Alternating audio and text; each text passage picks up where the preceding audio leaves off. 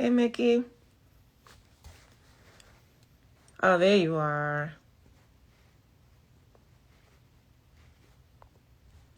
Hey, y'all. Uh, there you are. Yay! Are y'all ready? I'm like an old lady with this thing. Hey, Hey, how you doing? How are you? oh my gosh, I am doing well. I miss you. I miss you too, girl. I Yes. miss you too. I miss our talks. I miss Mm-hmm. Yes, every. that's why I was like, this would be very dope to be on live with you. Because me and Monique, I do Monique's hair on occasion, and we just, I mean, conversation, we be having some church. Okay. Deep. I love it. So Uh, yeah, I'm being an old lady right now trying to get this thing. There we go. Jocelyn, you know what I'm going through. So all right, I think we're good there. Okay, cool. yeah, Awesome. nice. How was your day? My day was good. I'm still working, girl. I'm still in my office, so this is one of the long nights because I have some keynotes coming up. Mm-hmm. So finalizing some stuff and Yes. getting all excited about that. So I would love to first, I would love for you to introduce yourself as far as all that you do and your titles and like your sweet spots. Oh my God. I'm not the title person. So, but So the best but miscommunicator, the best way that people, because you might not like it, but people might want to understand. yeah. So do your best to explain to people who you are and what you do. Okay. So, hello everyone in the Natural Hair Lady fam. I am Monique Russell. I'm from the beautiful islands of the Bahamas and also Nigeria. I'm a mother, I'm a wife, I have two boys. And what I do for a living is I help people to turn their likes into loves in their business and in their life. So, how I do that is helping you to use self awareness and public speaking to be seen and heard and understood.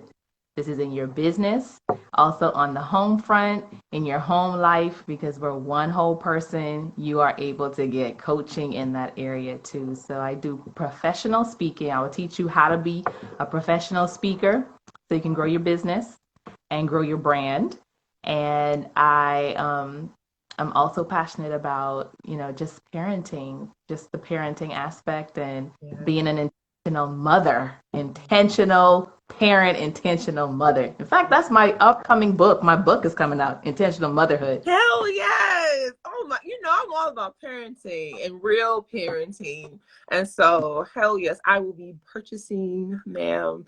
And I'm right behind you. So I was writing because this writing thing is interesting. It sounds good. I'm writing a book, but then it's like, okay, so when people say they completed one, I'm always like, wow, like I wanna rub shoulders with you because you completed it. It's a big accomplishment. So congratulations. It really is. Just Yeah. getting it done, having that accountability. Yes, that's my friend Jocelyn. Jocelyn, isn't she amazing? Hey, Curly Negro. Yes, she's in Maryland and she's Oh, amazing as well. yeah. Yeah, she's an entrepreneur as well and a mom. And so I tend to um uh get uh attached to women that are like myself pretty much. Or and then men as well, like single parents, period, just doing their thing. So one of the things I'll just let you guys know, one of the things that I love about Monique is her being able to offer me every time a lot of people will say, "Oh, Shamir, you're awesome," but it's like you're able to break through, be like, something's right there. Like you want to press on it and be like, "Let's touch that area." To me, that's a good friend. Hey, Oni, and Hey, and so one thing let me share with you guys what happened with me. It was a part of communication, you guys. So one of my big things is communication, and that's why I wanted to have this conversation because is very important as far as how you communicate in a business so that your business can thrive. Because if you're creating a business, a lot of people want to be this big business person, and then they go in and they don't even know how to keep employees. They don't know how to communicate to their team, and you just don't. And you, in your head, you're like, you're the shit, and you're like, yeah, you got shit following you, you know? So one of the things that I feel like you helped me with my communication is reaching. I was telling you while I was doing your hair salon talk, and I was having problems with a friend that had an alcohol problem, and I didn't know how to, they made me feel very uncomfortable for the last time, and I didn't know how to talk about it. And you challenged me to tell them, to explain to them, and I did it. And after that, the friendship dissolved. I think so. It's been 2 years now. But after that, I felt empowered to speak my truth about everything. And because of who I am, I'm not a nasty person. I say it from me, but I'm gonna speak my truth and not holding back, you know. And that leads, yeah. I mean, so thank you. Thank You're you. so welcome. And thank you for honoring yourself. I mean, Yeah. you know what, Shamir, is one thing that when we feel like we know we have to have a difficult conversation, you know, that's that whole self-awareness piece. Mm-hmm. And same thing, you know, it spills over into our business, just like what you said. Right. So it's one thing to know it, but it's another thing to implement it, you know, Yes. Yeah. putting it in practice. So I'm honoring you for actually doing that. And then I was like, I remember I was texting you. I was like, okay. Yes, you did. I want And I was it like, today. like, she really my friend, because she really asked me. I thought it was like this one, it was cute, but it's like she really asked me to do this thing. And I mean, it was like, it was so interesting. It's just like, all right, like, it's just oh my God. So one thing I've held true to me, and I want to hear your opinion on this. I heard maybe from a book, a podcast, or something. Someone told me you need 3 people inside you in order to run a business, and I want your perspective on this. And then it's helped me. Number 1, you need the dreamer.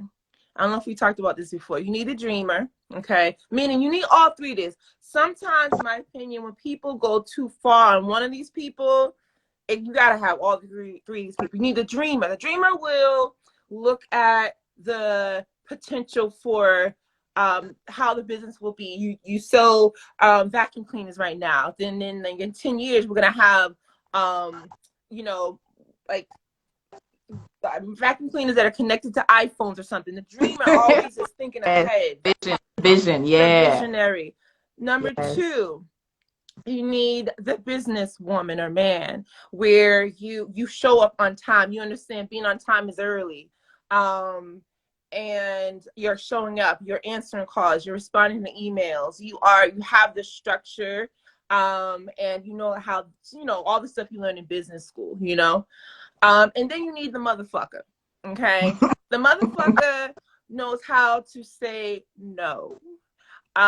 They will, they know how to boss up in times. And that's why I say it's important to have all 3, because sometimes I feel like people can be too much motherfucker and none of the other stuff, you know? No disciplinarian, no execution, or too much in the head, too lofty, too visionary. I think, you need all 3 of them. If you could develop all 3 of those skill sets, I think that we all have these traits within inside of ourselves, but we are stronger in one area. So if we play to our strength and staff our weaknesses, make sure that we have people around us who could fill that gap, then that's just going to help us make better decisions too.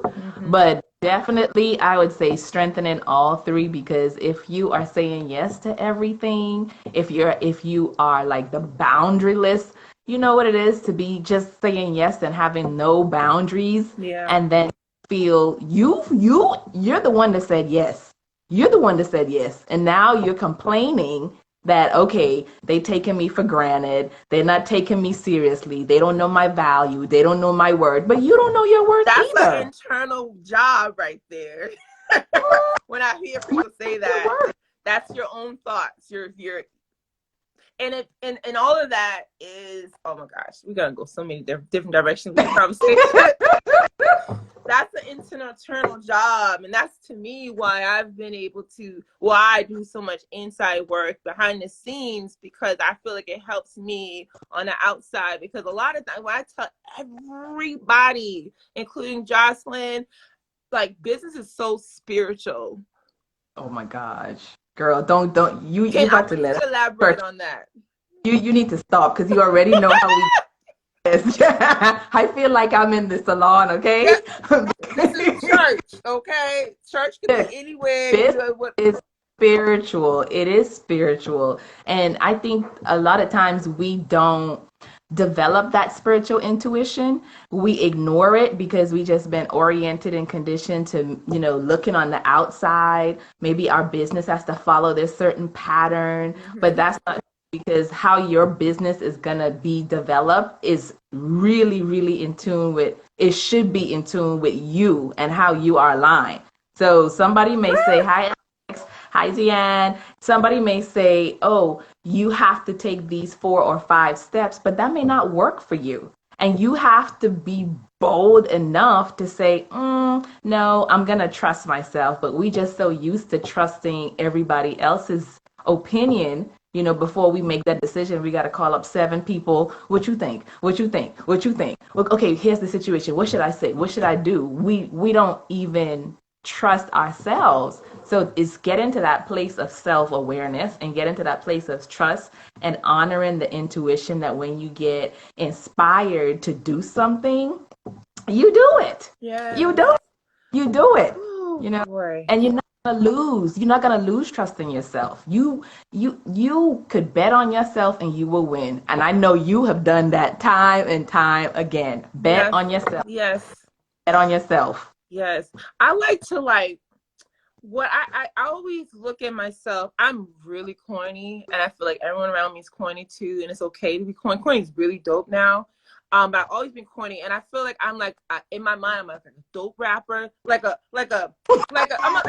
that rapper that believes in themselves so much that they walk up on you in the parking lot trying to sell their CD. I don't ever sell my products. I'm not a salesman, but what I'm getting at is that the mentality of these rappers that make it big in their neighborhoods, and it's like the confidence, like Jay-Z wouldn't have got Beyonce if he didn't know that he was Jay-Z. You know what I'm saying? Like the confidence, like I feel like when people have this image of what business or entrepreneurship looks like, is like this big tall white man in a tie, and Honey. And what made me realize it back in the day when I had a business called The Art of Saying Hello, and I designed business cards and print material for businesses when I first got to Atlanta. And I'll meet these people at meetings, and they're like, they're got these nice cards and and then I'll sit down with them at Starbucks, and I find out they work part-time at TJ Maxx, and like they just was like, oh, this is cool, but I gotta wait till my next paycheck. And I thought I had this perspective of who they were before, and then it was like when we get into the meat and potatoes, especially in Atlanta, oh my God, it's some pretentious city at times. I'm not around those people anymore, but I feel like that is what I was seeing, and then I realized the real, like, oh, so it made me not be so afraid of entrepreneurship, where these people were just trying to make it. They were starting up, and it made like, oh, I could be that, and I'm like, it's not as such a big thing. And then like also when I work in Apple, and we had a business team in the back, and it's kind of like low key. Apple looks for business people, and so I would meet all these people in business, and they was just so chill and get to hear their story. It got me like more comfortable. Like entrepreneurship isn't like this for the gods, like and yeah. especially so yes, I know what you mean, because you know what, and that's why I say that even pull into the branding conversation too, because you know, you may have this idea. I used to have that same idea, Shamir, of entrepreneurship. Like it has to be packaged this way, it has to look this way, it can't look that way, or you're not really doing it. But now, and I think this is such a good conversation for people who are jumping into businesses, like you can literally start today. You can start today. You don't have to be all in that stuffy suit, especially if you come in from a corporate background, because I worked in corporate and I can tell you, like, yes, it's a transition. It's a transition from that corporate speak, from that corporate look, or moving into having your business not fall into what the cookie cutter model is, and just not holding yourself to some unrealistic expectation, because then if you do that, then you're not going to progress. No. And then that whole branding thing, you won't be in alignment with who you are. Like what you're talking about, the spiritual thing. I mean, for example, I got locks in my hair. I started my locks when I was in the corporate space. And of course, I had like conversations and chatter. But when you show up truly, authentically, you tend to attract the tribe, the people that God put you here to serve. So you got to do two things in business. You got to attract and you got to repel. Yes. And it happens Keep at the same time without you even trying. That's what you are a master at this. So you say you're not a salesperson, but your spirituality is what attracts people to you. So when you know yourself and you know your power, you don't have to sell it. It attracts you. Okay, that's good. Say that again. When you know yourself. Yes. When you know yourself and you just beam, I go to the Church of Care Bears, okay? And so Care Bears, as you guys, your young folks are, it's a cartoon, and I don't know what you call them now, but we call them cartoons. And there's the bears, and they had different, superpowers, and you beam that shit out. That's how I was able to run a salon in my house for 7 years and not worry about who was coming in to hurt me or whatever, because I just went to a friend's business in her home today, and I know what she's on. I have another friend. I know what she's on. I don't dare come to them and say, how do you do it? Are you concerned about people? Because it's a certain mentality you have to have. So my salon being in the house was practice for years of me being aware of who I am. And I have to constantly beam out my best juices. And then my mom lived with me for 2 years. She's like, yo, your clients are the shit, because she was meeting other reflections of me. She was meeting all other daughters of her, and it was there. But it's just, that's what I tell people. Like, when you're complaining about something, check yourself. If you're complaining about you can't trust these people, blah blah blah, maybe you can't trust people. Like, it's all you. Like, everything, it's even when I hear people talk and I'll be like, and they don't understand. That's why I say it's spiritual, because you're constantly having to check yourself. That's why people that are very successful exercise and work out or do something internally, because it keeps that thing flowing and keeps you clear-minded, and then so you can go into business, that way. So I agree. I remember coming to your house, her comfy house. That's the thing. You were a good marketer, man. I didn't even know I was coming to your house. It said her comfy house. I was like, ooh, just the words, her comfy house. I'm going to get my hair done in her comfy house. I mean, talk about marketing and branding. So this is the interesting thing about that. So I worked in the salon for like 7 years, 7 years, managed it, loved my life. That was my first salon I ever worked at. This woman trained me. I knew branding, so we helped each other with branding in the salon. She let me go. My whole world was rocked. So I thought, but it was a gift that she gave me. And so I had to figure it out. So I ran the salon. Like, people started to come to me and they wanted their business. They wanted for me to service them. They didn't want to go to their salon. They just wanted me. So while that was happening, I didn't really quite make it into a business yet. I got a job because I had no money. And the lady that the landlord, this is like part of my story, but she let me stay there for 6 months for free, because she believed in me. And I cried because I was like, I just signed my lease and now I just lost my job. What are we gonna do? And I got 2 kids. And she told me, you do what you love, go and get a job. Don't worry about it, just get a job. So I stayed with my mentality. I said, Okay, my theory in life is I do what I love and I never work. Like when I do what I love, I'm never working. So I love computers. I really like Mac computers. Let's go and play there. Got a job. All right. So I got a job at Apple Perimeter Store. So clients are calling me and say, "Yo, I need my hair done." I'm like, "Oh shit." All right. So I went to the I went to the thrift store. I got a chair. I got my mom's vanity. I bought a mirror from Walmart, and I set up a little area. You remember? And so and now I'm working at Apple. And so I had business cards and I would go out into, I never had to do that. I was in a little 5.C4. So, and I that wasn't my strength to pass out a card and say, "Hey, I'm really cool. Come here." That wasn't my strength. So In fact, you know, it was your mom. Your mom gave me your card.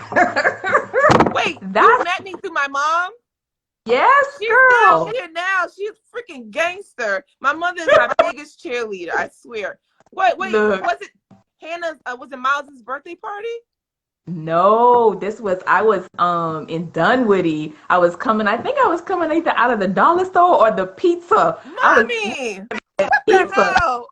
And your In the mom gave me that comments. business card, girl. And then, like, see how the universe works. So I didn't even know Hannah was your sister until later when we were at Amana, and I was like, "What? Your sister does my hair?" Oh my gosh. My mother, hey Drew. I love you, mommy. She is Hey, my mom. biggest cheerleader. She's my stalker. She's my friend, and she's my mother. So, and she's my bouncer too, because she'll get gangster on somebody real quick too.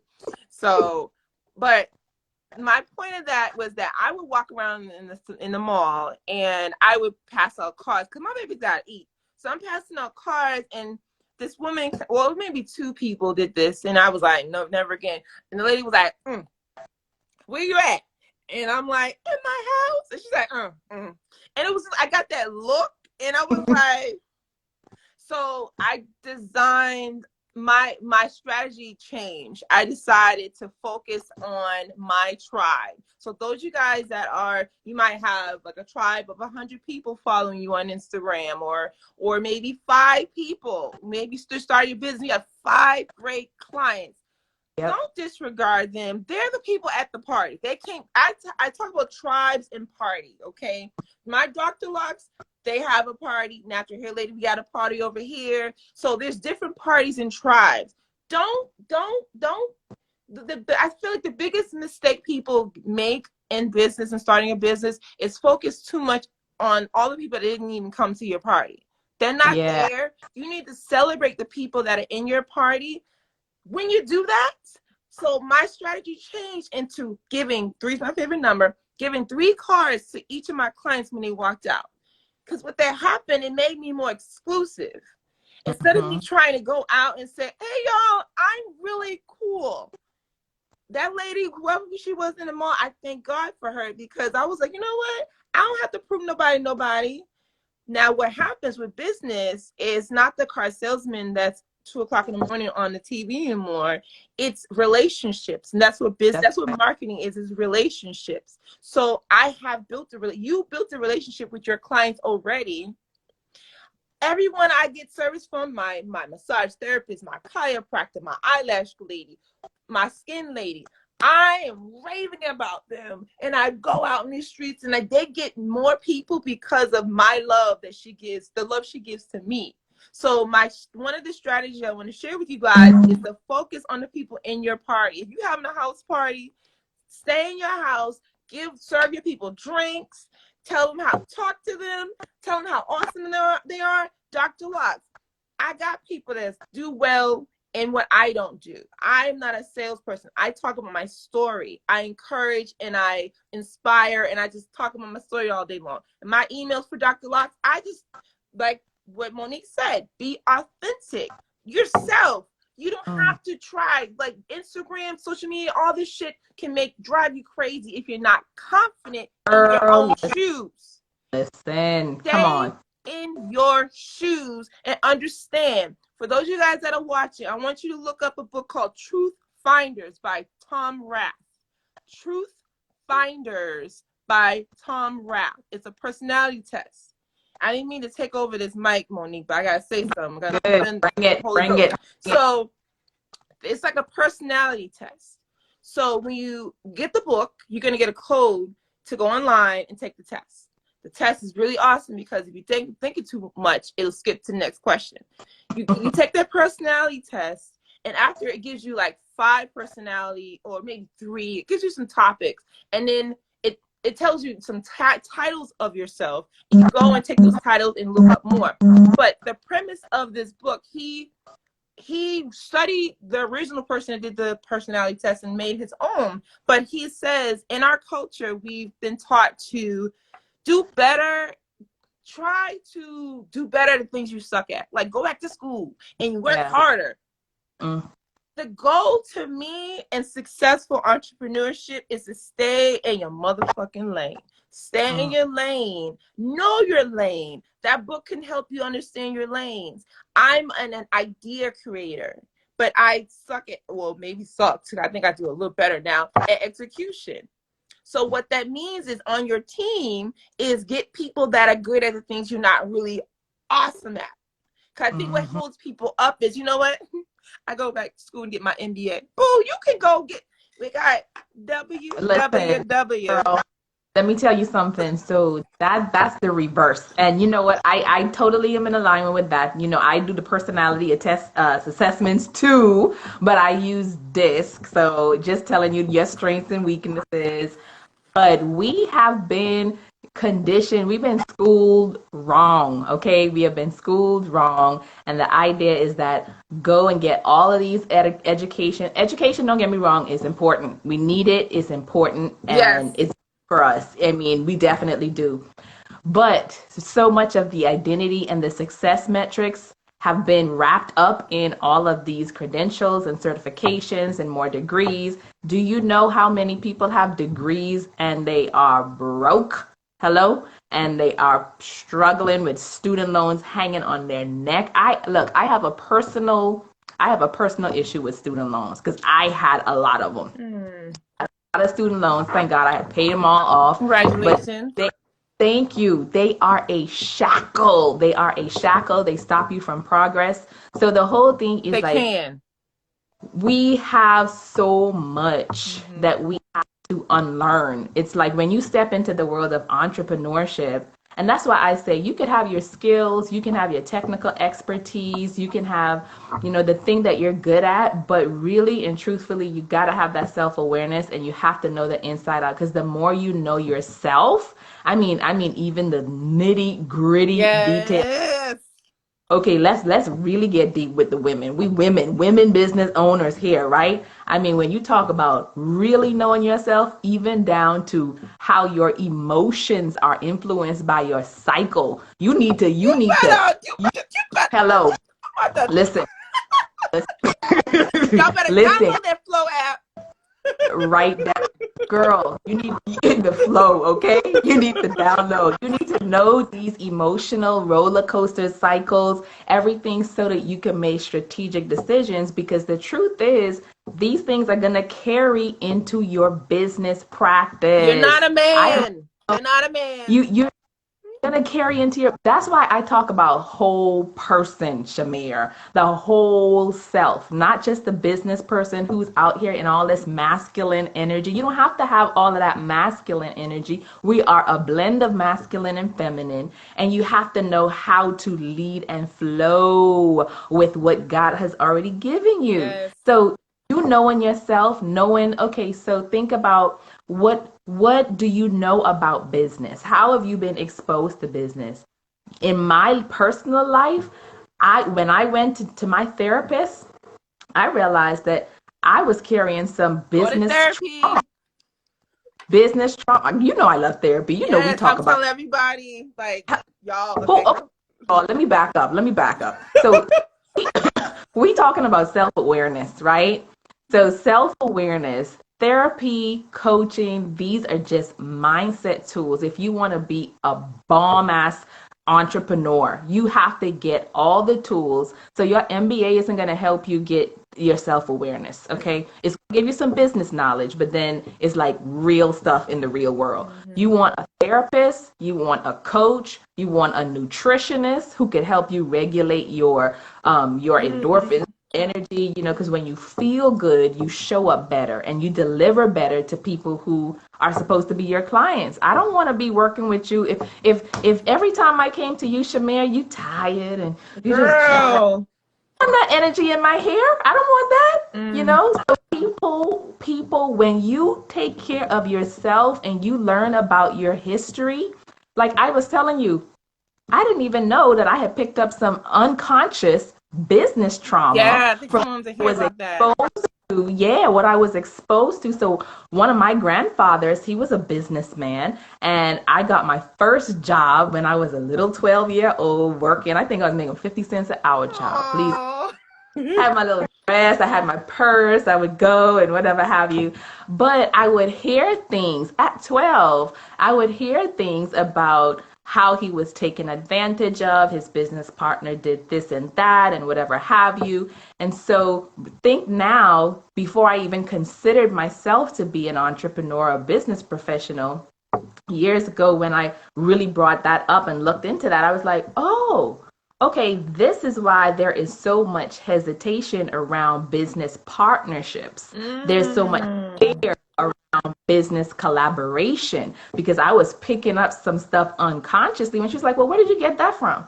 I was like, oh, this is what happened, and this is. I just know this is how it goes, even from the other business exposures that I was exposed to on my dad's side too in business. So I was like, you're taught to be all secretive about what's going on, not really open about this, Don't and I trust made it a people. don't trust people. They're out to get you. Not just understanding that there is a way to do business effectively, communicating effectively, setting your guidelines and your ground rules. But now I'm at a place where the spiritual intuition is like right along there with all those other decisions, filtering decisions. If it don't feel right, it ain't happening. You guys, your first brain is your gut. That's why your gut looks like a big brain. Never forget that.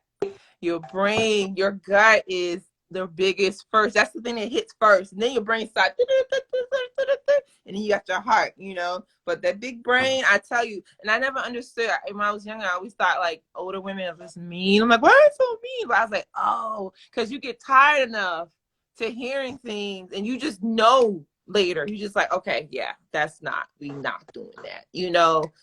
It starts, you stop second guessing what you already feel, that internal thing in your head, That the second guessing thing that's common too. It's like building that awareness muscle, building that spiritual muscle. Because I mean, you make the decision. You ever had a decision where you felt like, okay, I really should do this, but people tell you, no, you shouldn't do this, and then you did it, and you're like, I knew I should have done it, or it was the opposite, and you're like, oh, you just didn't listen to yourself. So it's like that muscle is not going to happen overnight, but I do know, like, beginning that introspective process, doing that self-love, that self-coaching. Like I have a free assessment, self-love assessment people can take, and it can really help them pinpoint, okay, this is an area in my life I really want to go ahead.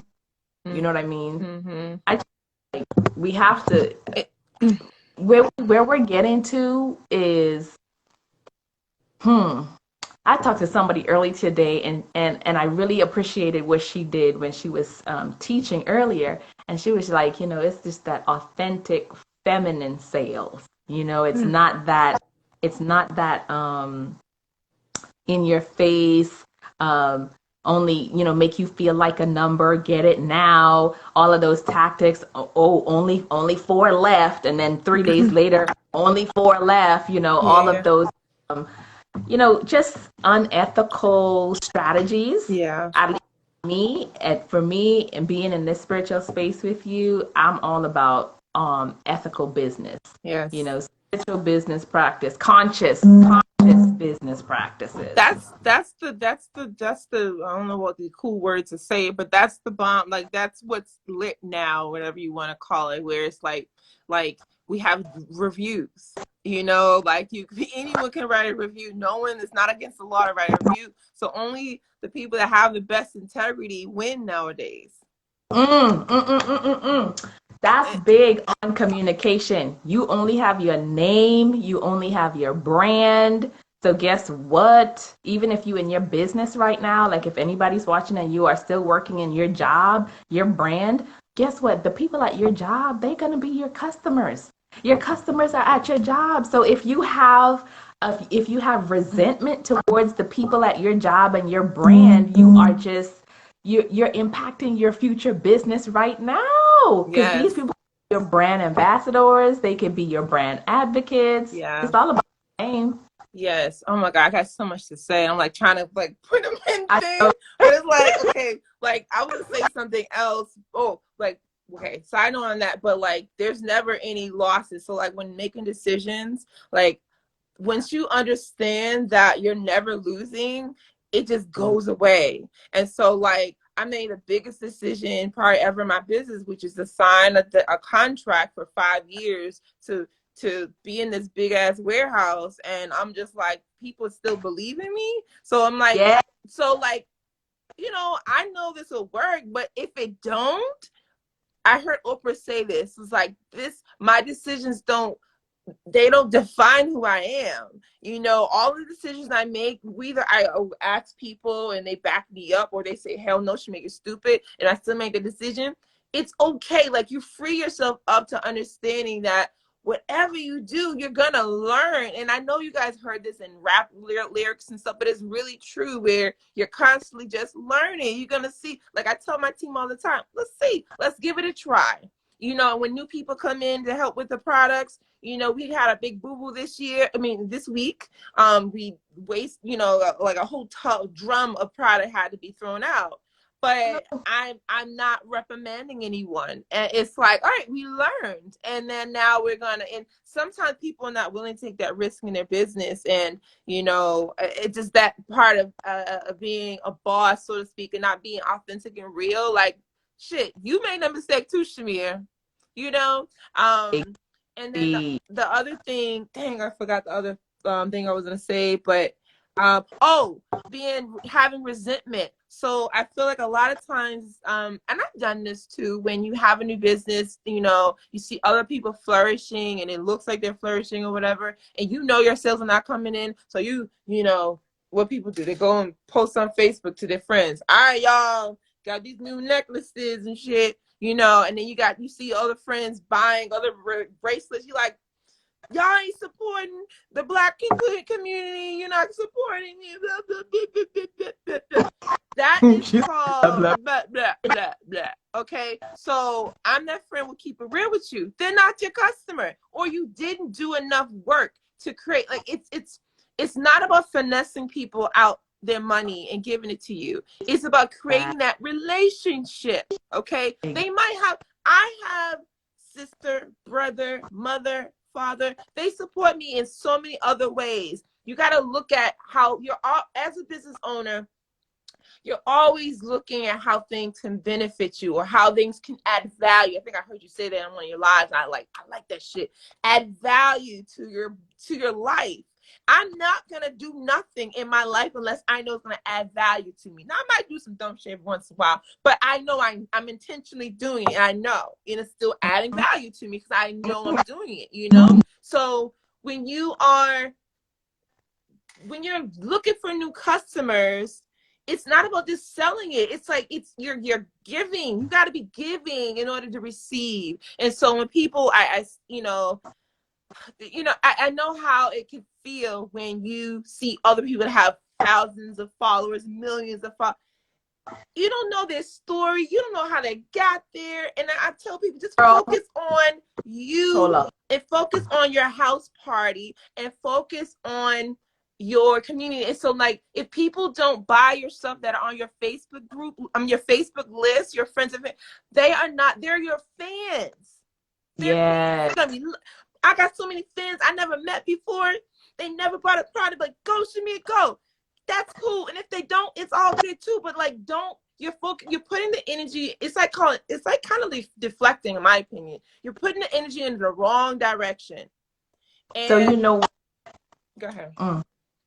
Yeah. So that again, it's almost like everything that we're talking about, bringing it right back to that self-awareness. Because first of all, number one, you don't want to be comparing yourself to anybody because you don't know their story. You don't know if they're on their second, third, fourth, fifth business. I mean, we've all gone through it. We've all experienced it. But if you really take that time for that self-awareness, you're going to be grounded in that space of, okay, this is my mission. This is my vision for my business, so that you're tracking against, this is what I did last week. This is what I did the week before. This is what I did, the year before. But if you're looking, first of all, social media, you cannot use social media as a gauge because you just don't know the full story. People choose what they put on there.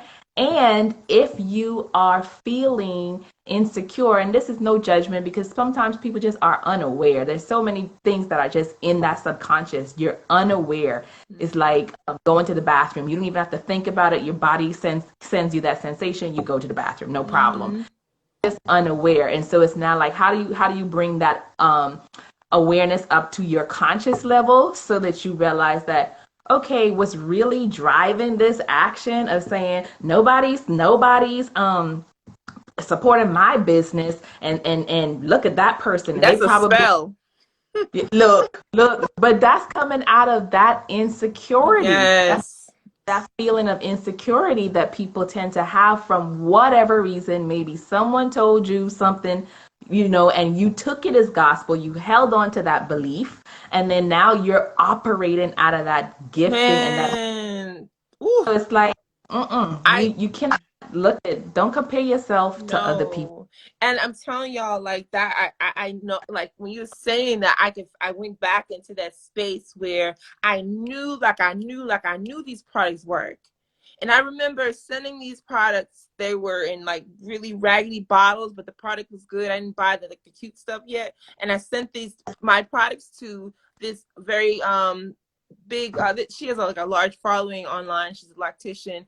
And I sent it to her. I didn't know her. I think I kind of met her at an event. And I was like, hey, I got some stuff. I wanted her to give me some feedback. And because I wasn't who I guess it didn't look who she didn't care. It was kind of like, whatever. And I used that as ammo. Like it was a two-way street. Because of who she is, I could have took that and be like, oh man. Or this way, where it's like, you know what? I know, like, you gotta know. That's why I'm a hip hop head. You gotta like be the rapper that know that it's shit. Every rapper got the biggest ego ever. You know what I'm saying? You could be the Chance the rapper. You don't have to be a Kanye. You could be whatever rap. You could be Shamir the rapper. Whatever. You could be the rapper that know like they know. And people will start believing you. You know what I'm saying? So it's like here now, I'm all over the world, and I don't even, now with my understanding of self and all this, like I don't have any shade on her. I get it. That's human nature sometimes, where I'm telling y'all, this house party concept, understand this, where the popular girl says she having a house party, everybody's coming. But when it's the unpop, no one's going to the party. You know what I'm saying? But you gotta know, like, you could have 10 people at your party, be like, it's gonna be the shit. And you pick up the shit, and then everybody be like, what's up in there? Okay. Because everyone's being attentive on who inside. I'm being attentive to the people in my party. I'm not so much trying to, hey, because if it was that fun, I would be in the party, So I'm engaging with my customers, with my clients, and bigging them up. And that's it. Shamir. Okay. All right. So 2 things I gotta say. I hope I remember it because we just get going. Yeah. I hope I remember it. So first, the lady who you sent the bottle to. So that's another thing in business, especially I just love that we flowing from like parenting, self-awareness, branding, and all this other stuff. So you got to come correct. I mean, straight up. So you got to be ready. You have to be ready. So if you think that, you may just be starting out and you may have your products and you may put it there, people want to know and they want to see that you have invested in yourself. You have taken time to put your products in a way that, okay, it's about branding. So if they've already established their brand 5-10 years, it's like, okay, where am I gonna go? Maybe at the time that may be the best that you could have done at that time. Mm-hmm. And so she wasn't ready to take on the brand because maybe the label didn't look good or whatever have you. But that's okay. That's a lesson. Mm-hmm. That's something that's feedback. Is just Yes. information take, and then you continue to find, you maybe reach out to somebody who could still help you make progress. It may not be originally started from. So that's the thing, is like, don't get caught up with the numbers. So many times you get focused on big, oh, if I'm not, with all of those followers, or I don't have all of this information going on, I can't make progress. I can't make money. You can make money now. You can make money today, like tonight, like before you wake up tomorrow morning. You can make money. You don't have to have 5,000, 10,000, 15,000, 40, 50 million followers. Don't get caught up in the numbers. You just have to have the right people who are waiting and looking for what you need and what you have. So once you get that down and you show up and you take yourself seriously, if you're consistent, if I see that, okay, you want to, let's say you want to be a public speaker, you want to use your voice, you want to grow your business, you want to grow your brand. Okay, you're a public speaker, but if you haven't done anything already, like sometimes people come to me, they're not ready. They haven't had any training, but they want to go and be on stage. Well, you're not ready to be on stage. You're not ready to be on stage. I can't work with you and put you on stage if you're not ready. And if I do, I'm not going to take your money and push you out there and I know that you're going to struggle and fail. No. So you got to start go and put some investment in yourself. Maybe start with the Toastmasters. At least start working on your story and really, really focus on like honing your skill or your craft before you jump to somebody who may be like, okay, that's the coach that you're going to use, who's going to put you on Oprah.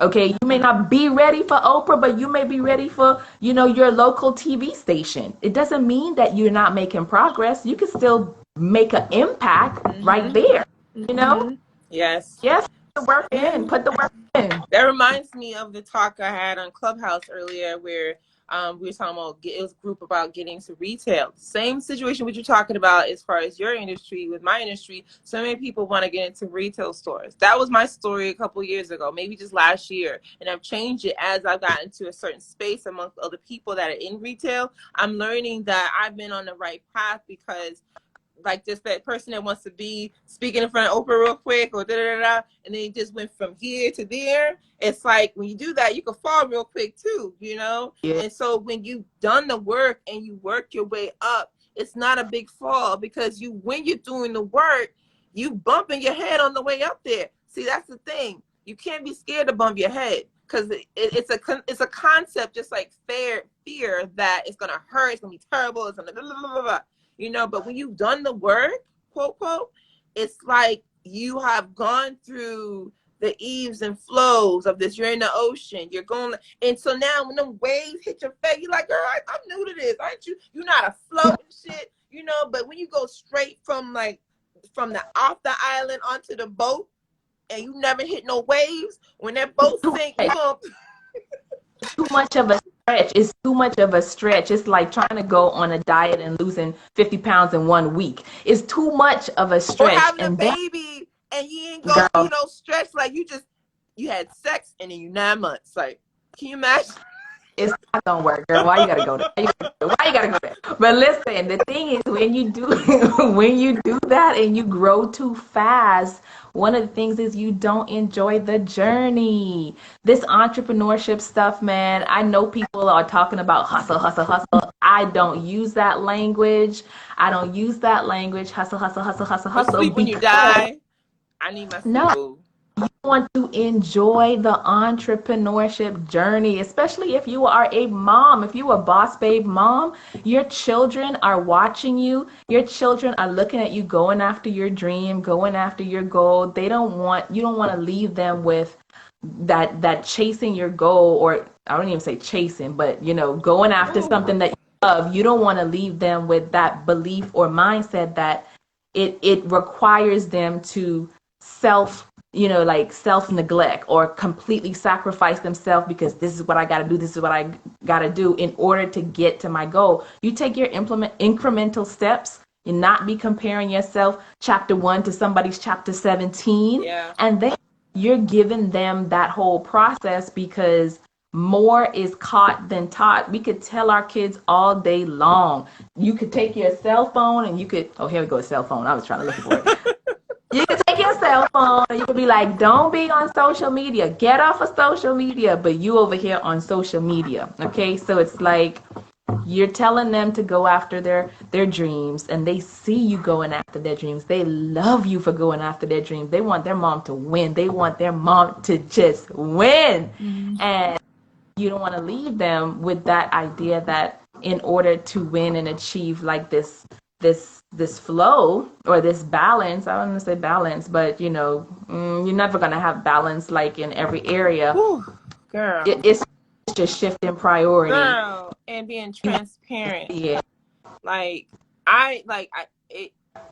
get kind of teary-eyed thinking about my kids when it comes to business, because I feel like, so like I'm 39 and some of my friends started having babies the past 3-4 years at the same age. I had mine when I was in my 20s. And so then when I started my business, they were toddlers.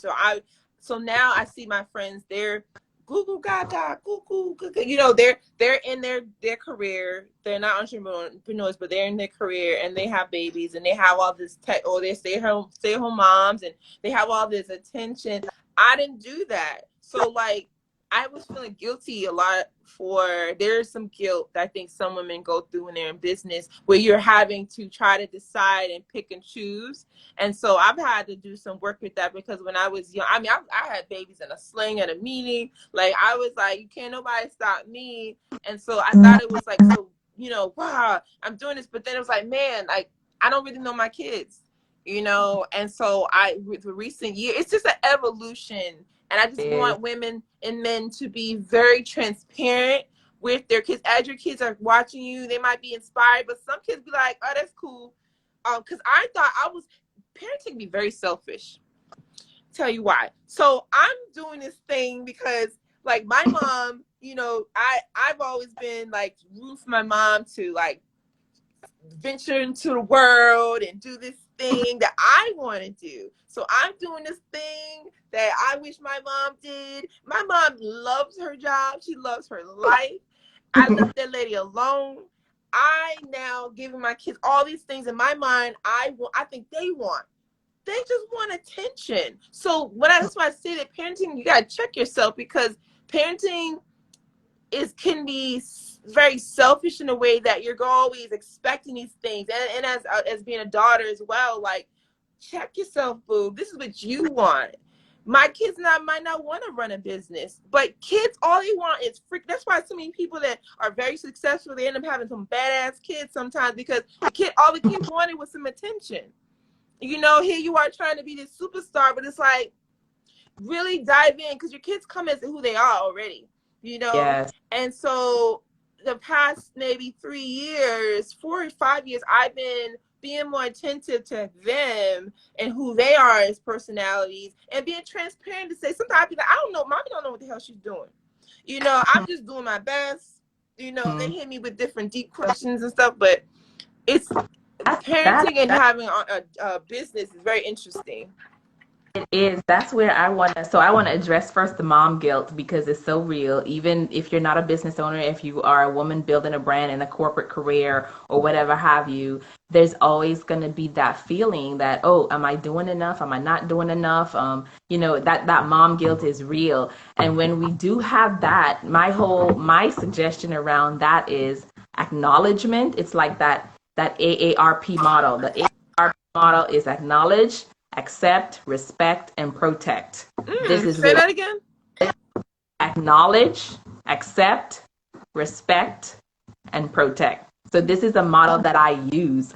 And it's like, okay, you acknowledge what's going on because you're not in denial saying, oh no, I'm doing good, or yeah, I'm just, taking care of you because you're giving them money or you're giving them, trinkets or toys when what they really need is emotional connection. You acknowledge that, you know what, I may not have been aware, I didn't have the tools, just like our parents may not have had the tools that we have right now to raise us the way we would have wanted to. We don't put blame on them. We just know they didn't have the tools. They did the best they could. The same way we may not have had the tools at that time.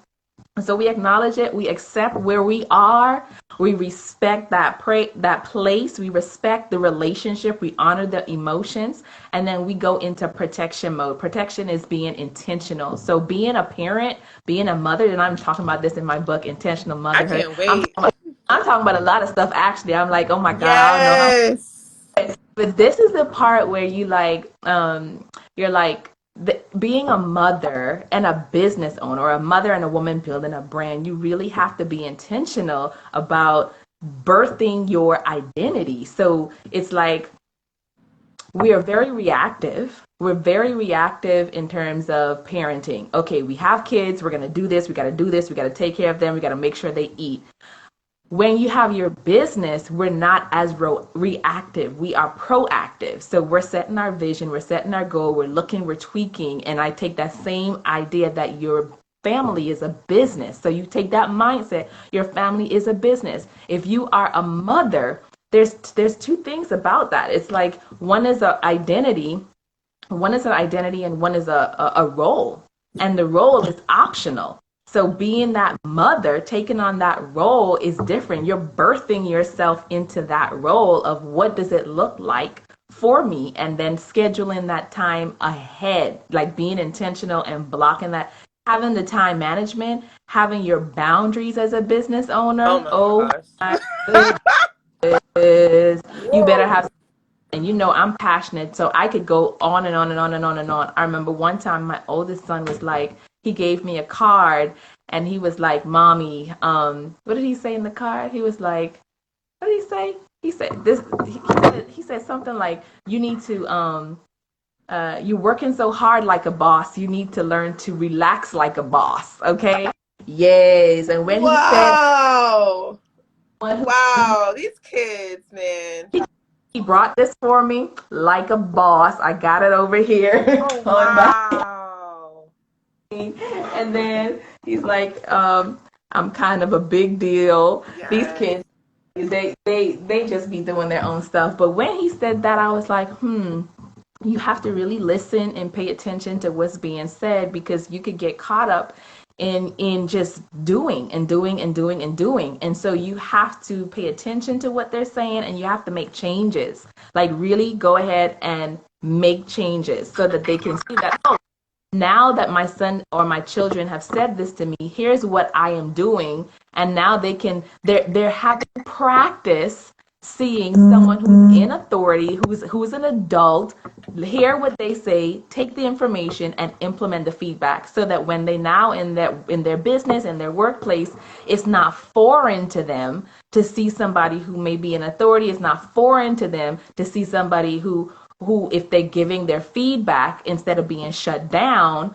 their feedback is taken and actually implemented. But if we shut it down, ignore it, you say things enough and the kids already know, yeah, you said that last time, you said that before, you said that, if you're not following through. And I talked about this too, like the transferable skilling. It's not being consistent in your business, you're not being consistent at home. It's the same Yes. across all areas. Your relationship with your partner and your spouse, you think that's separate? You think that's separate from your business? No. It's No. essential to have a Everywhere relationship with you yourself. are. All this is your relationship with yourself. Everywhere you go, it's gonna follow you.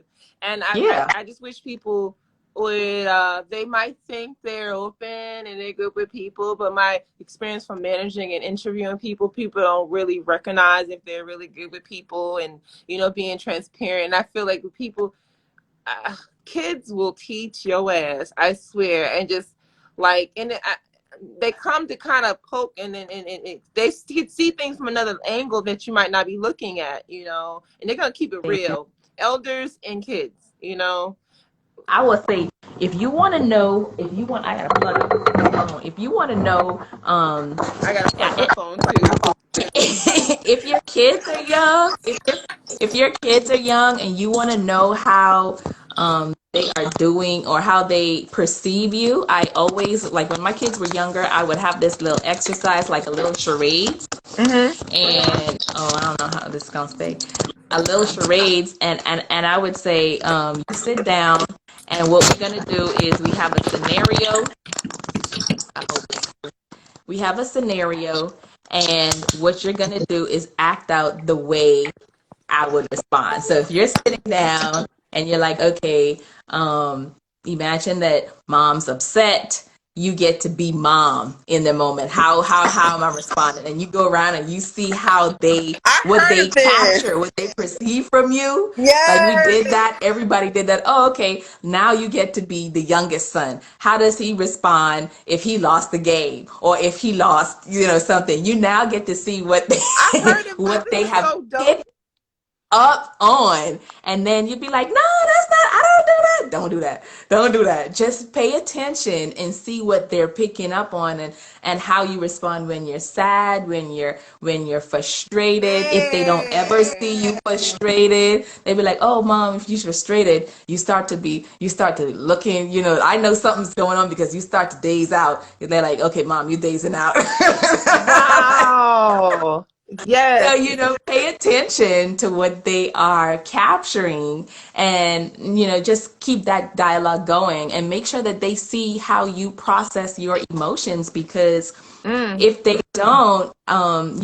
they don't see you, like, you are the model, you are the one that's demonstrating for them how to navigate life. So if they only see you as happy, you're setting them up to fail. That you're setting them up to it's an injustice, because now they like, oh, my mom never used to get upset, or my dad never used to get upset, because you've hidden it from them, as opposed to Mm. saying, okay, you know what? Yeah, I know exactly what that feels like. I felt that same way too.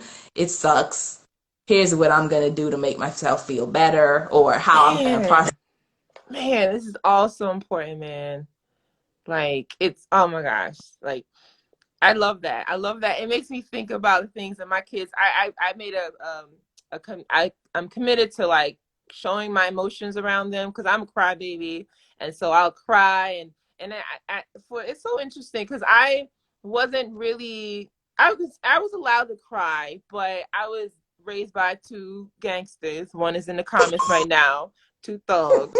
And so, as most of us, because our elders, they did their best, and we show love differently. They show love in a different way. They fed us and, Yeah, and kept a house over our house. But, like, I always thought that you had to have a reason to cry. And actually, yeah, you're in this story. So, like, my daughter, this situation really meant a lot to me, yeah. So, like, my daughter loves gymnastics. And so she was watching this movie she's watched 37 times before. But now we have my friend here in the house watching it with us. So Imani, she turns and she's like crying because she's like, Mom, I really want to do gymnastics. Da, da, da, da. And I'm like, yo, we talked about this already. Why we do? And so here she's bringing out the SpongeBob eyes, like they're swelling up, and she's crying. And I'm like, oh my God. And so my friend Yaya opens her arms to let my daughter just cry, and for me, I got a lot of Gemini on my chart. I want to understand why. I needed to know why, because I guess that's probably what I heard when growing up. Why are you crying? What's the reason? And so my friend was like, I forget the details, but I know what it happened, where it's like, baby girl don't need a reason to cry, and so after that, yeah, that was a big lesson for me, because I'm very stubborn. Imani has she's been persevering for a while now, because she has the opportunity just to cry for no goddamn reason. She doesn't need to know why, just open my arms and let her cry, so that to me, and I know it's not evolving in entrepreneurship, but just parenting in general, just allowing your kids, like understanding why you're asking those questions, and then giving. So that's called stopping generational curses and being awareness, being aware. But what I was gonna I love say, it.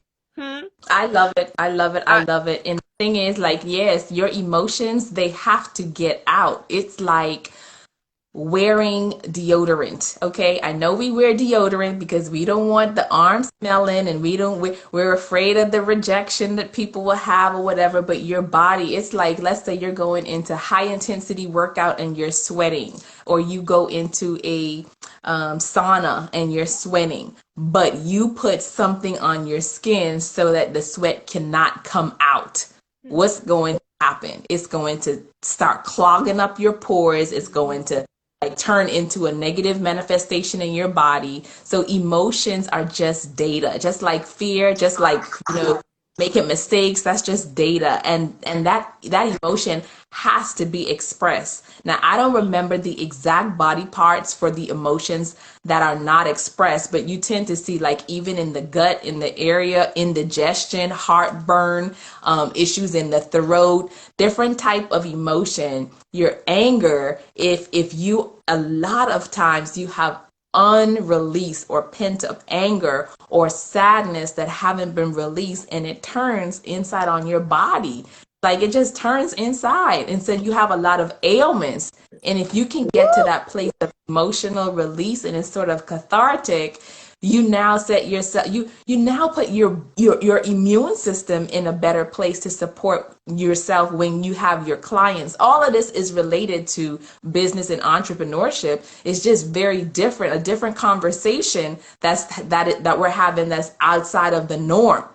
We're not talking just about tactical stuff. We're talking about the stuff that people don't really want to talk about behind the scenes. That's that emotional intelligence, that self-awareness, the trouble with your kids. People sometimes go to having a business and they get a divorce. Divorce is high. They go ahead and they don't have a relationship with their kids. And then at the end of the day, it's like, what is it for? What is it for? Now, if you're not a family person, that's cool. If you're driven by that and you don't worry about that, that's great, no problem. But for me, I'm a family person. Family first is important to me. I teach my clients the same thing. A lot of my clients family people. They want to leave legacies, want to leave impact, and they are very ambitious women as well. So how do we balance that so we don't have guilt or fear or obligation? The fog, right? Fog, F-O-G, the fear, obligation, or guilt. Those are the emotions that are crippling. They will show up in your pricing. They will show up when you feel like you're desperate or needy. And then people, it's like, you don't want to do that. Scared money don't make money. You don't want to do that. So you definitely have to start from that inside out if you are stepping into your business. I would say, I don't know, what would you say to somebody who's just starting or who wants to get started like in their business right now? understand your why. You're always doing it. Understand it's like you're creating a child. I used to say my husband, but I stopped saying that. Creating it's a child that you're gonna have forever. And so it's something that even when you get tired of it, it's like, is it your why? You don't want to be like, just make sure it's something that is authentic to you and it means a lot, and you have a healthy relationship too. It's not about having it under your nipple all forever. It's like you're creating a child. And so if that person's starting off, just make sure you're doing it out of love and not the idea of trying to compare and be like someone else, or out of money. Because to me, like I'm gonna keep it thug fizzle and say money does make you happy in some aspects. Okay, having your bills paid is make you I happy. mean, you got a better Yeah, life. Yeah, you got exactly. a better life. Yes, but it's like that is not the thing that gives you pure joy. Like it's something else, and everyone's thing is going to be different.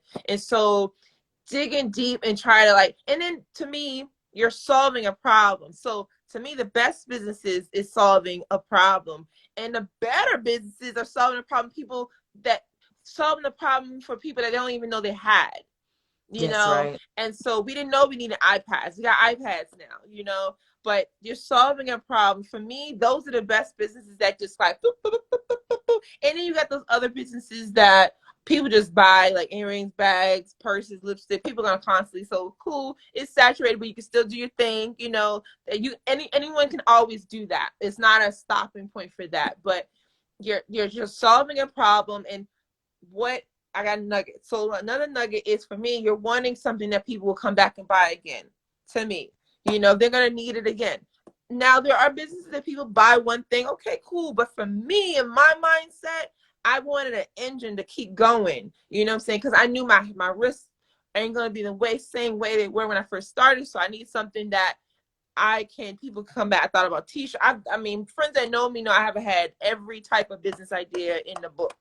And Girl, I got those ideas too. right. Look. Yeah, we're entrepreneurs. We've been doing this and thinking, but then we got that thing that stuck. But to me, it's stuck because it's like, it was a truth. It's something, as we get older, we start to understand and listen to ourselves as far as what's important to you. And but like, because when you find a thing that really is in your heart, and it's like your truth, and you can sit with it by yourself with 5 people. You're not too concerned with having 1 million followers, because it's like, That's at the end of the day, that's right. I'm happy I wrote That's right. I'm happy I'm selling milk or whatever. Like, you're happy with it, like I was happy. Let me tell you something. This is why your why is so important, and why it is so, essential for you to be intentional. Hello, Diary of a Mad Black Man. What's up?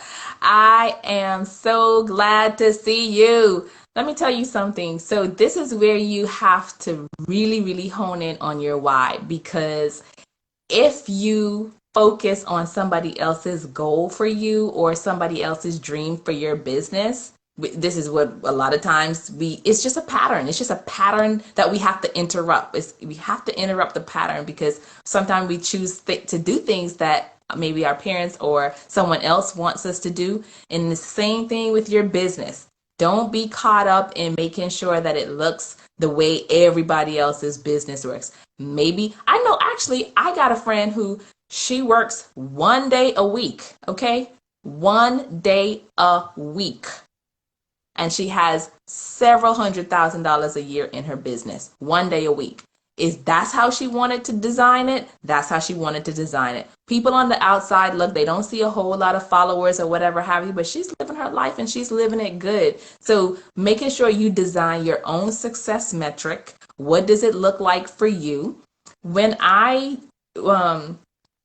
started my podcast like 4 months ago, I started my podcast, Bridge to You. It's all about connecting Black cultures worldwide. It's about unity. It's about love. It's really about dismantling the division, re-educating Black people. So if y'all are listening, watching, go watch, subscribe, and listen to Bridge to You podcast. So I started this podcast just a couple months ago out of a passion and something that I wanted to share. I don't even have 500 downloads on that podcast, but let me tell you something. Somebody found me. They found me online, and they featured me in Dubai, headquartered in Dubai, all over the world. Okay. Congratulations. So you look at it, you're like, And then get this week, a corporate organization reached out to me. They're booking me to do a speaking engagement. And one of the topics that they want me to speak on is one of the interviews in my podcast. The lady found my podcast and she sent it to everybody in the organization as required listening before I come to speak. Wow. I don't even have 500 downloads. So that just goes to show. I'm just trying to say, like, do it because you want to do it out of your heart. Some things, it's not going to be, everything is not going to be structured. Everything's not going to always make sense. That's the spiritual intelligence portion coming in. That's really developing your spiritual intelligence and that intuition. Thank you.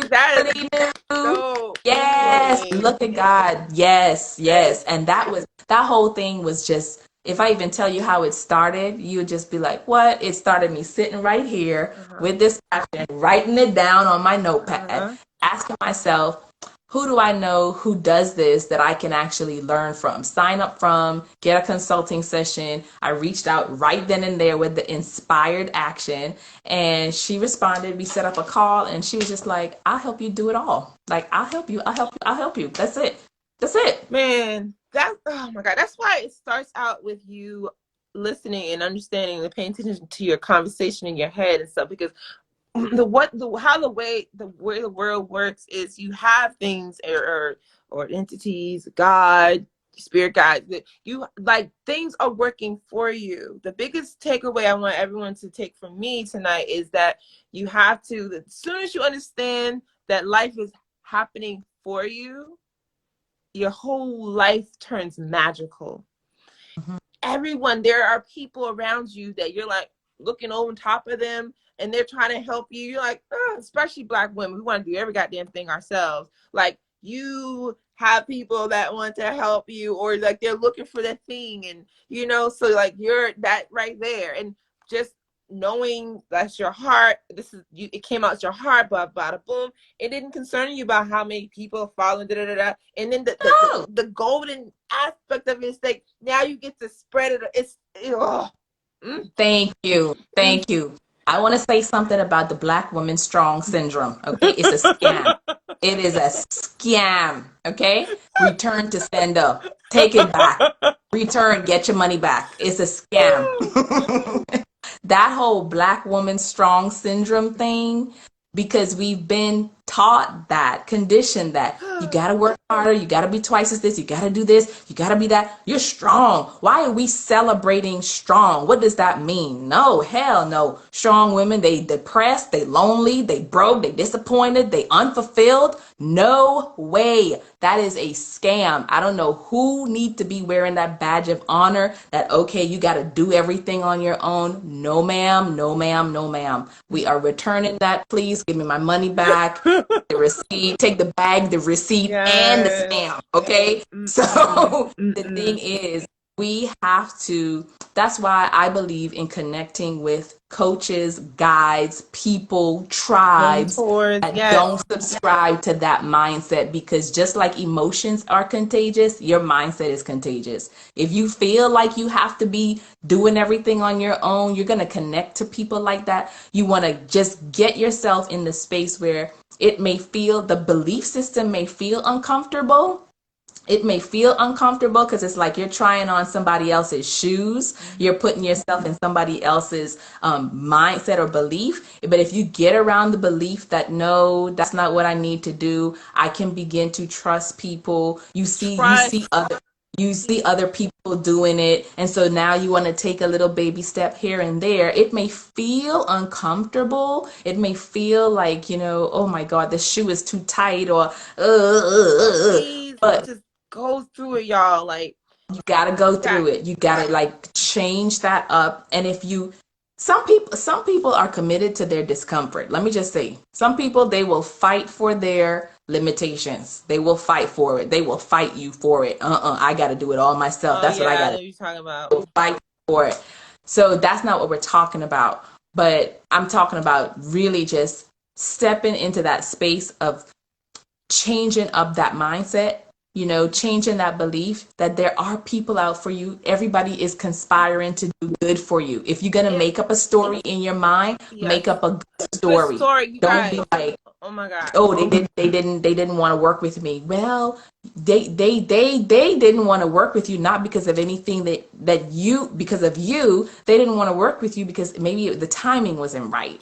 They See, didn't want to work with you because maybe the service you're offering isn't for you. There's tons of people that offer the same service, but when you talk about your story, your passion, your mission, your vision, those are the people you're supposed to serve. You ain't got to serve a million people. You don't have to serve a million people. I tell people, you have to be okay with being a little cuckoo to have a successful business, especially coming from someone like you, coming from, generational curses you're trying to crush or deal with, and you got like certain, like certain mindsets you've been taught that you're like, it hasn't worked for you. And so like when I say being cuckoo, where it's like you're having to literally tell yourself something that you don't necessarily believe in yet, in order to Yes. make it. And so I relate it to when you're ever taking yoga. Really great yoga instructors will tell you to don't, so you're in a position and it kind of hurts a little bit, as long as you're not in pain, but it kind of hurts. Don't judge it. Sit in it. This is that same feeling when you're in a space where you're used to saying, I ain't nobody here, blah, blah, blah. Then you flip it and say, I have lots of people that are there for me. But so you say, you're like, your heart's like, bitch, this ain't true. And then your mind's like, I'm trying to do the thing Monique and Shamir told me to do. And so then it's like your heart's like, but we don't really feel that though. So your heart is like saying one thing, your mind's saying one thing. One of the things I say for you, because you got to find me and my friend was talking about this earlier today. Once you're in that space of being a little cuckoo, it's so easy to be in that. So you and your friends can check you, boop. That's not what we talk about. Oh yeah.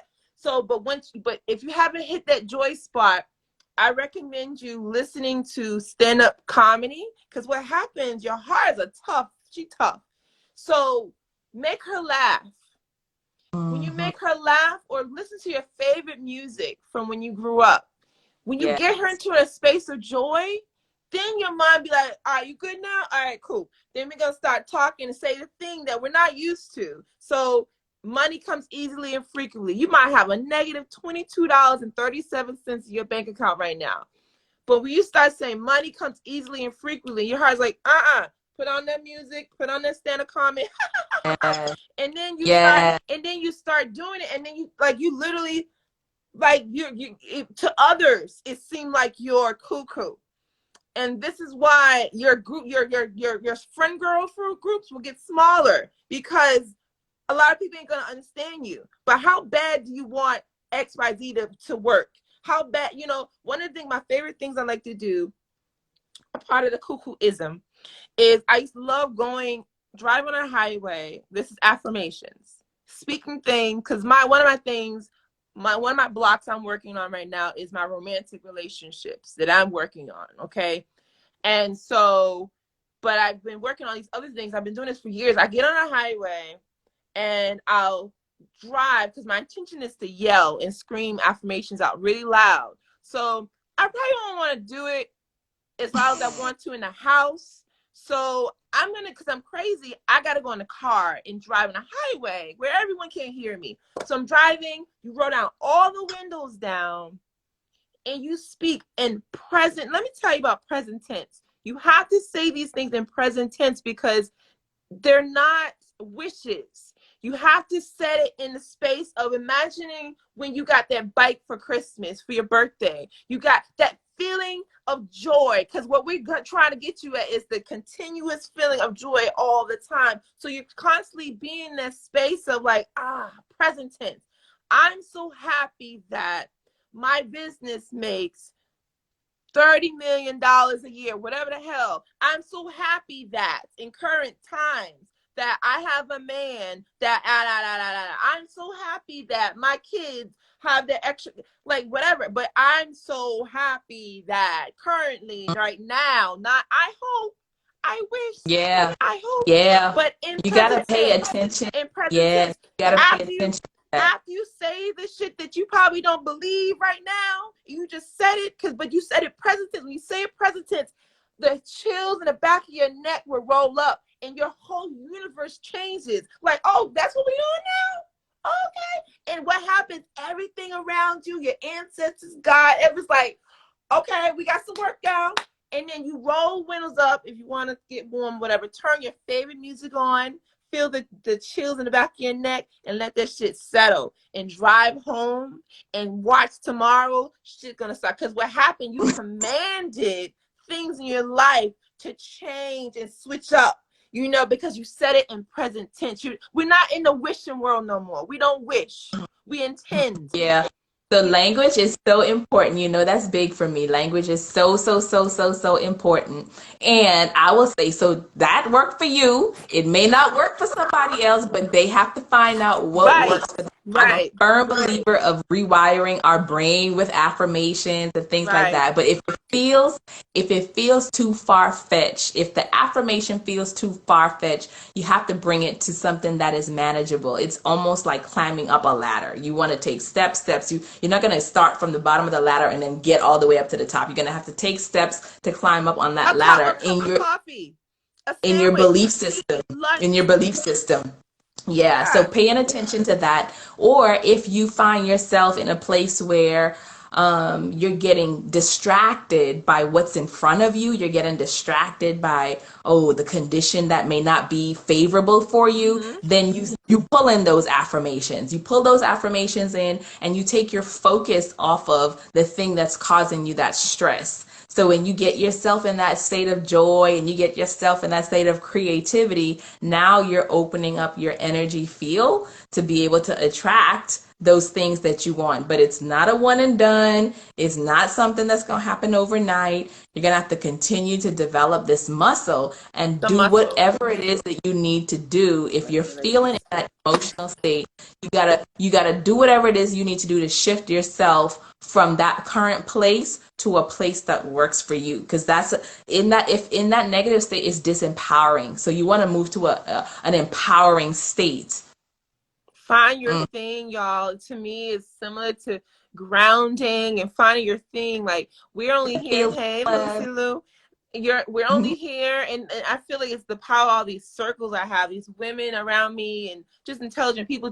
It's like an art gallery, We're all here just sharing through love, and then trying to figure out what works for you. And then one day you'll be sharing, and we're all sharing one with one another and stuff. But it's like, it's just, yeah, it's just so damn amazing, like how It magical is. life can be. And back to communication.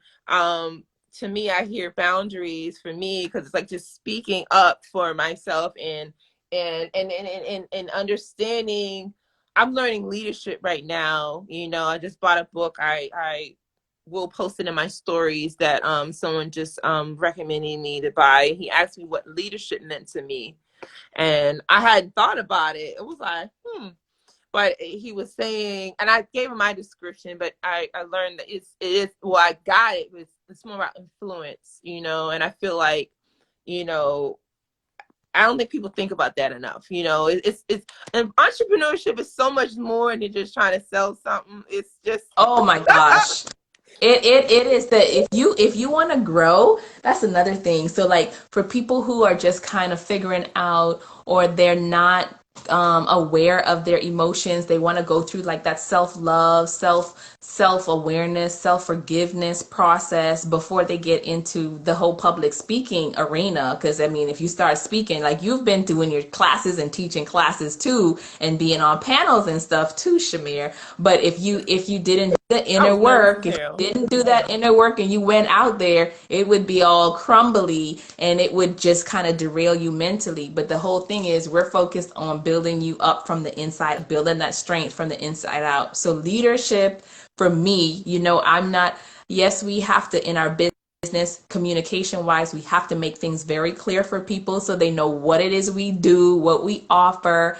And so as far as the title and all those things are concerned, when it comes to leadership, it's not a title, it's a lifestyle. Like leadership is who you are right now and it's who you're developing into. And you are influencing everybody. You're sending influence to your kids. You send an influence to your kids' teachers. You send an influence to the people that are watching you on social media. You send an influence to your clients. You send an influence to the people who you're not even doing their hair, but they're buying your products. Like everything you're doing is sending influence to them. So your question is, how do you want to determine, or how do you want to send that influence? Like what type of feeling do you want them to have from their encounter with you? Even if it's just one small encounter, like what type of feeling do you want them to have after they have been into Shamir's sphere or Shamir's presence? And for you, like I love so much how authentic you are, and you are not you're not you're not dancing to nobody's drum but your own. Never You know what I have. mean? So even with this whole pandemic, I remember you had put up a post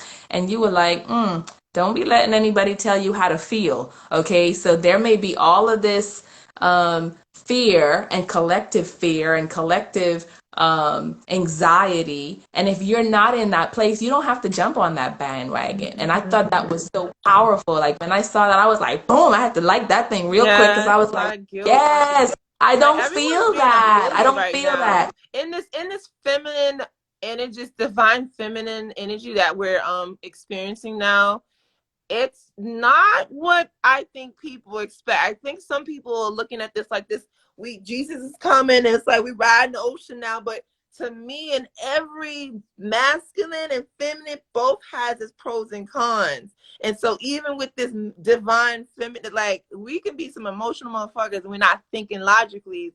It's about balance and balancing the two. So with this, I feel like we got to get organized and kind of sort these emotions out, because I feel like the world on social media is becoming a big a wave of emotion and canceling ship, and just it's not real. It's very bully-ish to me, and it's not. It's really interesting, and I just I had to, with the beginning of this pandemic, had to back away. I'm really open and just kind of like figure out who I am, and like okay, and then consult with my sister circles and be like, hell, like okay, and then like remind myself who I am, because that's what this is not just 2020, you guys. It's this is forever now. It's about Yes. this inside work that we're having to do, whatever that looks like. It's not, you could have been doing this years ago. It's Yes. just we're Yes. granted the opportunity to be okay with doing it, and Now, exactly. It's Mhm. acceptable now because the whole world has stopped and has been forced to you've been forced to spend time with yourself if Mhm. you took that option. But some people, they cope with this change differently. They may not have taken that time to just, stop and pause. They have just found things to just fill the time and fill the void. But for other people, a lot of folks have taken the time to really be reflective, to be more self aware. Even for me personally, I got much more inner clarity. I was able to connect spiritually with myself, like really like the podcast was birthed in this environment. Hello. I So love I mean, all the like, things that people, my friends, I'm so in love with everyone's evolution around me. Yours, Yaya, everyone. Like, it's just, I feel like I have a bunch of books around me, and I pick them up. I'm like, ooh, even if I don't talk to the person in a year, I'm like, ooh, oh, wow, and like, I love hearing for this year. I love all the nuggets, the things that's like, I'm gonna do this. And then it's done. And then it's like, it's so beautiful. I mean, but look at you. Like you made a monumental Girl, shift this year. girl.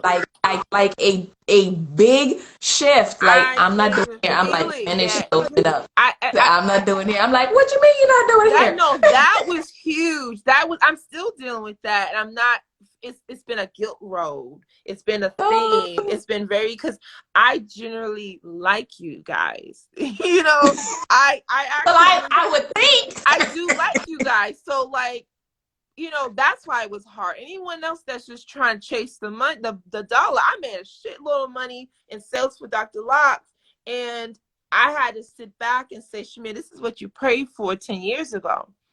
I've been doing hair only because I like y'all. Like, I don't, that's it. Like, anyone else could do your hair. Like, a lot of people like, Shamir, I only want you to do my hair. I actually am not the best hairstylist in the world. I just do it, and I show you. I'm being real with you. We're sitting down. I feel like I'm just chilling with my It's friends. an It's an experience. experience, like, You give which us is an why experience. I'm not done with Natural Hair Lady, because I have so much to share with people that are trying to create a salon space, and they got to understand the business.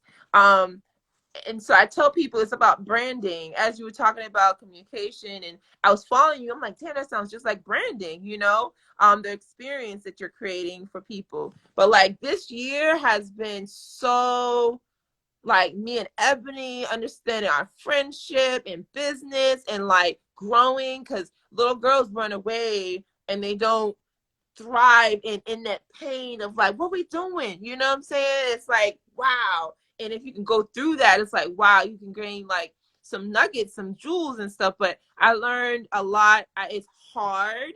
I'm saying that, but I know it's a good pain. It's a good thing because I prayed for this, and I'm not going to be disrespectful by, going against what I asked for, Mm. but yeah, You said that. That's powerful. You say you're not gonna be disrespectful. Who you not gonna be disrespectful to, Shamir? my ancestors, my spirit guides, my God, um, and the people And that are yourself. myself, myself, Mm. So, especially myself. I asked for this. I asked for this. It's funny. 10 years ago, when I turned 30, that's when I lost my job and at the salon. That's when that happened. So I'm about to be 40. So this has been a very nostalgic year, my 39th year, going into my 10th year, and then reflecting on where I was back then. And I wanted, I was, I don't call myself a single, because I have their dads very, very well into their lives. So we just share them. And so, but I didn't want to struggle. And I was the only one having to pay my rent. So my goal was, I just want to pay my rent. Like, I need a business so I could, like, okay, I just need to be, I didn't want to have to struggle with my rent. Because this lady let me stay there for 6 months for free. I wanted to pay my rent. 2 years ago, 8 years later, I'm able to pay my rent successfully. No problem, blah, blah, blah. And I was reflecting, and I was like, I ain't happy. And I can't go to anybody around me because everyone's like, Shamir, you awesome. And then so who am I to say, I don't like this?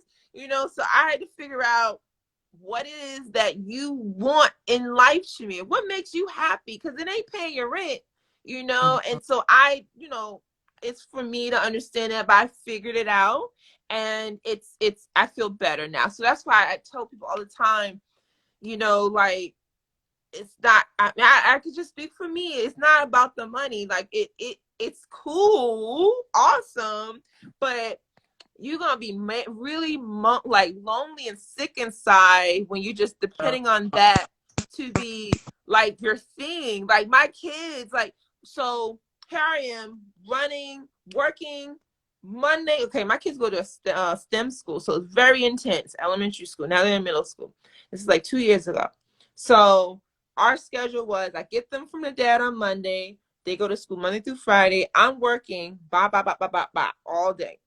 And then Fridays, we might go to a movie theater. If I'm falling asleep in the movie theater, that was our family time. Saturday, I drive them 20 minutes to a friend's house to drop them off, drive back 20 minutes away to go to the salon, spend the whole day in the salon. Sunday was my only day off. Actually, I was working Sundays as well sometimes, but sometimes I would be tired as hell. Monday, drop them off to their dads. Bada boom. That was my life with them. So one day, one afternoon, we went out to eat for dinner, and I asked them how I was doing as a parent. I was like, how am I doing as a parent? It just came to me, and I never asked them before. So Imani, my oldest, is like, Mommy, you're awesome. That's how she is. I was like, thank you, baby. I wasn't looking for them to kiss my ass. So Inaya is never going to kiss anybody's ass. So Inaya, Yaya knows. Inaya is like, can I be honest? And she's chewing her food. She's chewing her food and letting it swallow and take a sip of her drink. Can I be Oh honest? And I was like, oh, she getting ready to tell you. So She getting ready to tell you. Yeah. So I was like, oh shit. And she's like, you're on your phone too much. And so at first I was like, had rebuttals. Well, mommy's trying to make money, boo boo, and I shut up. Excuses. Then I shut the hell up. I said, you know what? Thank you. That was her perspective. So I gotta listen. I asked for a perspective. I'm gonna listen. Yeah. And so the next day, that was Friday. So next day, like I said, on Saturday, I dropped them off to their a friend's house. So this had never happened. I knock on the door, Inaya turns to me and she's just wailing and crying. I guess she'd been thinking about it. She's like, Mommy, I never get to spend time with you. She's just crying. That drive back to the salon was so hard that morning. I'm on my phone calculating, okay, if I don't work weekends, then I did the whole math calculation. By the time I got to the salon, I had a solution. After I got off from work, I went and picked my babies up. I was like, listen here, Mommy's not working weekends no more. starting January. This was like October. They were like, "What?" But they got it. They didn't understand the wait though. But I had a plan. That was the best decision I made. I didn't realize I wasn't living. Even on when I don't have them, I got still the opportunity to have weekends off for myself. I have been so invested in giving myself to my clients and Mhm. everyone giving, and I wasn't giving to myself. I remember that Yeah. first weekend I was in my bed and I had a bit of anxiety of like I'm late, but I was like, and for all of 2019, I had to discover what do people do on a day off. I hadn't had a day off. Wow. And so it was like, wow. So then I learned balance because it's not like even with doing hair, people like, Shamir, I need you to come out here when this thing shit's better now. Can you go? They're not understanding that I am giving so much by touching y'all's locks. I'm touching 5 people Oh, a day emotionally yeah. and cutting locks. That's a lot of energy work. I've been doing this for many, many years. And for me, it's a lot, and so some can go longer, but it's like, and not having days off, so um I don't know. I know someone needs to hear this, and it's just check yourself to understand and make sure that you're taking something. And then Yaya, if I don't know if she's up here, I remember going to see my friends, and I was like, y'all, I feel like I'm spinning. I was spinning for so many times. So online, people will see what they see, but they don't know the sacrifices I've done for That's it myself. though. So you That's it. choose. You choose That's now. what I'm saying. That's exactly what I'm saying. I'm like, there's a sacrifice. There are sacrifices that have to be made regardless. But you just have to choose which sacrifice. Don't be the one on the reactive chair of the sacrifice. Like you have people who have gone through the path. You have people who have, figured out, okay, this would be a good way for you to maintain the balance here and still thrive. You might grow a little slower in your business, but again, we talk about like enjoying the journey, enjoying the whole process of everything, because at the end of the day, I mean, you're an empath too. So you absorb people's energy, and when you're dealing with your clients, that's another thing, having the boundaries. If you like, once I saw you started shifting in your business with your boundaries, I was like, ooh. And now you went from weekends and then you only went to a couple of days, and I'm like, shoot, people will respond to the boundaries that you put in place for your business. Yes, If you're just all free willy, they will continue to exceed that. If you say, you know what, my communication time is from 9 in the morning to 5, and it's 10 o'clock and somebody's texting you or they're emailing you, you have to be the one to execute the boundary. You can't just, if you push it, if you keep pushing it, yes, they're gonna keep pushing. yes, You're the one that sets the boundary, and yes, if they're not the one for you, these are how you filter the relationships. Maybe they're not the one for you. Maybe you send them a referral to somebody else. yes. You have to have all of these systems in place in your business so that it helps you to enjoy that whole process. So No it's one's. like if somebody comes to me, just because someone has money, I'm not driven by money. If I was driven by money, trust me, I am driven by values, values, values, values. But I'll be honest. When I first started, I mean, I wanted it. I gotta pay my bills. I gotta do stuff. Yeah. And so sometimes I would make decisions that I knew was not in alignment with my spirituality, because I just needed that client, felt I needed that client at that time. And it always turned out disastrous when I went against my Mm. own intuition. Either they were way, too needy, didn't respect the process, didn't respect the boundaries. You spend more time and a headache dealing with them because you didn't honor yourself in the first place. So that's one thing that you Mm. have to really really pay attention to in terms of filtering. I had an executive lady reach out to me. We did our discovery call. We talked about what her needs were. She was like, Monique, I have been looking for you all my life. All my life. It's something about your energy. It's something about when I saw you on that, I did a summit. She saw me on a summit. When I saw you do your presentation, she reached out to me on LinkedIn. We had our conversation. This is an executive, okay? An executive. And we talked about it. And then she still didn't make her decision, but I was like, no problem. I'm not rushing you. I don't push people. And so she came back to me the second time and we spoke about it. And she still was like, on the fence. And then she was like, well, that's more than you're working with you is more than what I paid for my vacation last year. And that's okay. But you said you've been looking for this all your life. Like, what is it worth to you? Like, I'm not chasing you. And so after that, I just decided that, you know what, this was more than enough for me to know that this was not somebody that I was going to work with, because that type of back and forth, that unsurety, that insecurity, the people that I know I'm supposed to work with, look, they reach out, they're like, let's go, let's go, let's go, let's go. I don't Right. even be convincing. I don't even have to. It's like you already see what I'm about. You know what I can And do for don't pay you, nobody with and no shift your discount. mindset, your business, and your what is your confidence worth to you? Seriously. Right. And then the people who feel like just because they got the money, like okay, now I could pay you, and now you own me. You don't own me. You don't own me. You paid for a service. You Yes. didn't pay to be the boss of Monique. So I will say right then and there, like just because you got the money, if the energy isn't right, if you feel Woo! entitled, if you're not going to respect my process or my system, I'm not the one for you. And Yes. that's okay. Oh my That's God. okay. You have to be able to be in that place where you're not driven by money, you're driven by value. Because if you're driven by opportunity, any little thing that's dangled in front of you, you're going to be grasping at it. Yes. And it's gonna be you're gonna be disrespecting yourself. No Yes. boundaries. And it changes the power thingy where they're needing you.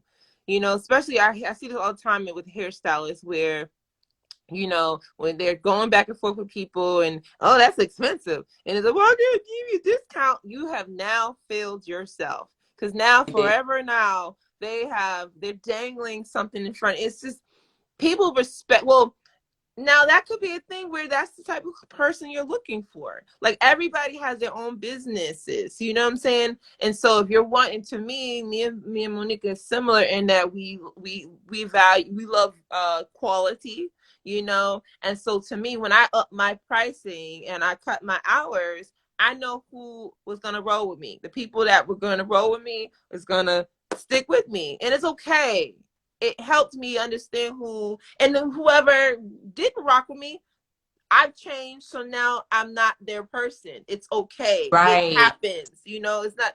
And so, Solving. and after what you were saying was, as far as speaking up, like, you can't expect people to know. Like, you gotta stop being passive aggressive, man. I swear, like Yeah. that's not gonna be fruitful for you.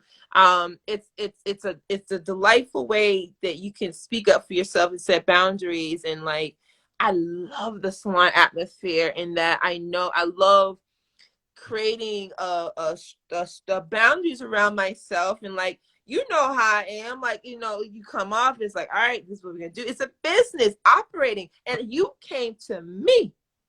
And Mm-hmm. so you're in my home, you're coming to me, and you're wanting me. And so if my pricing isn't suitable, then this is not a good match. It's not for me to bow down and say, well, cause I'm not begging. You're not supposed to be begging nobody for that.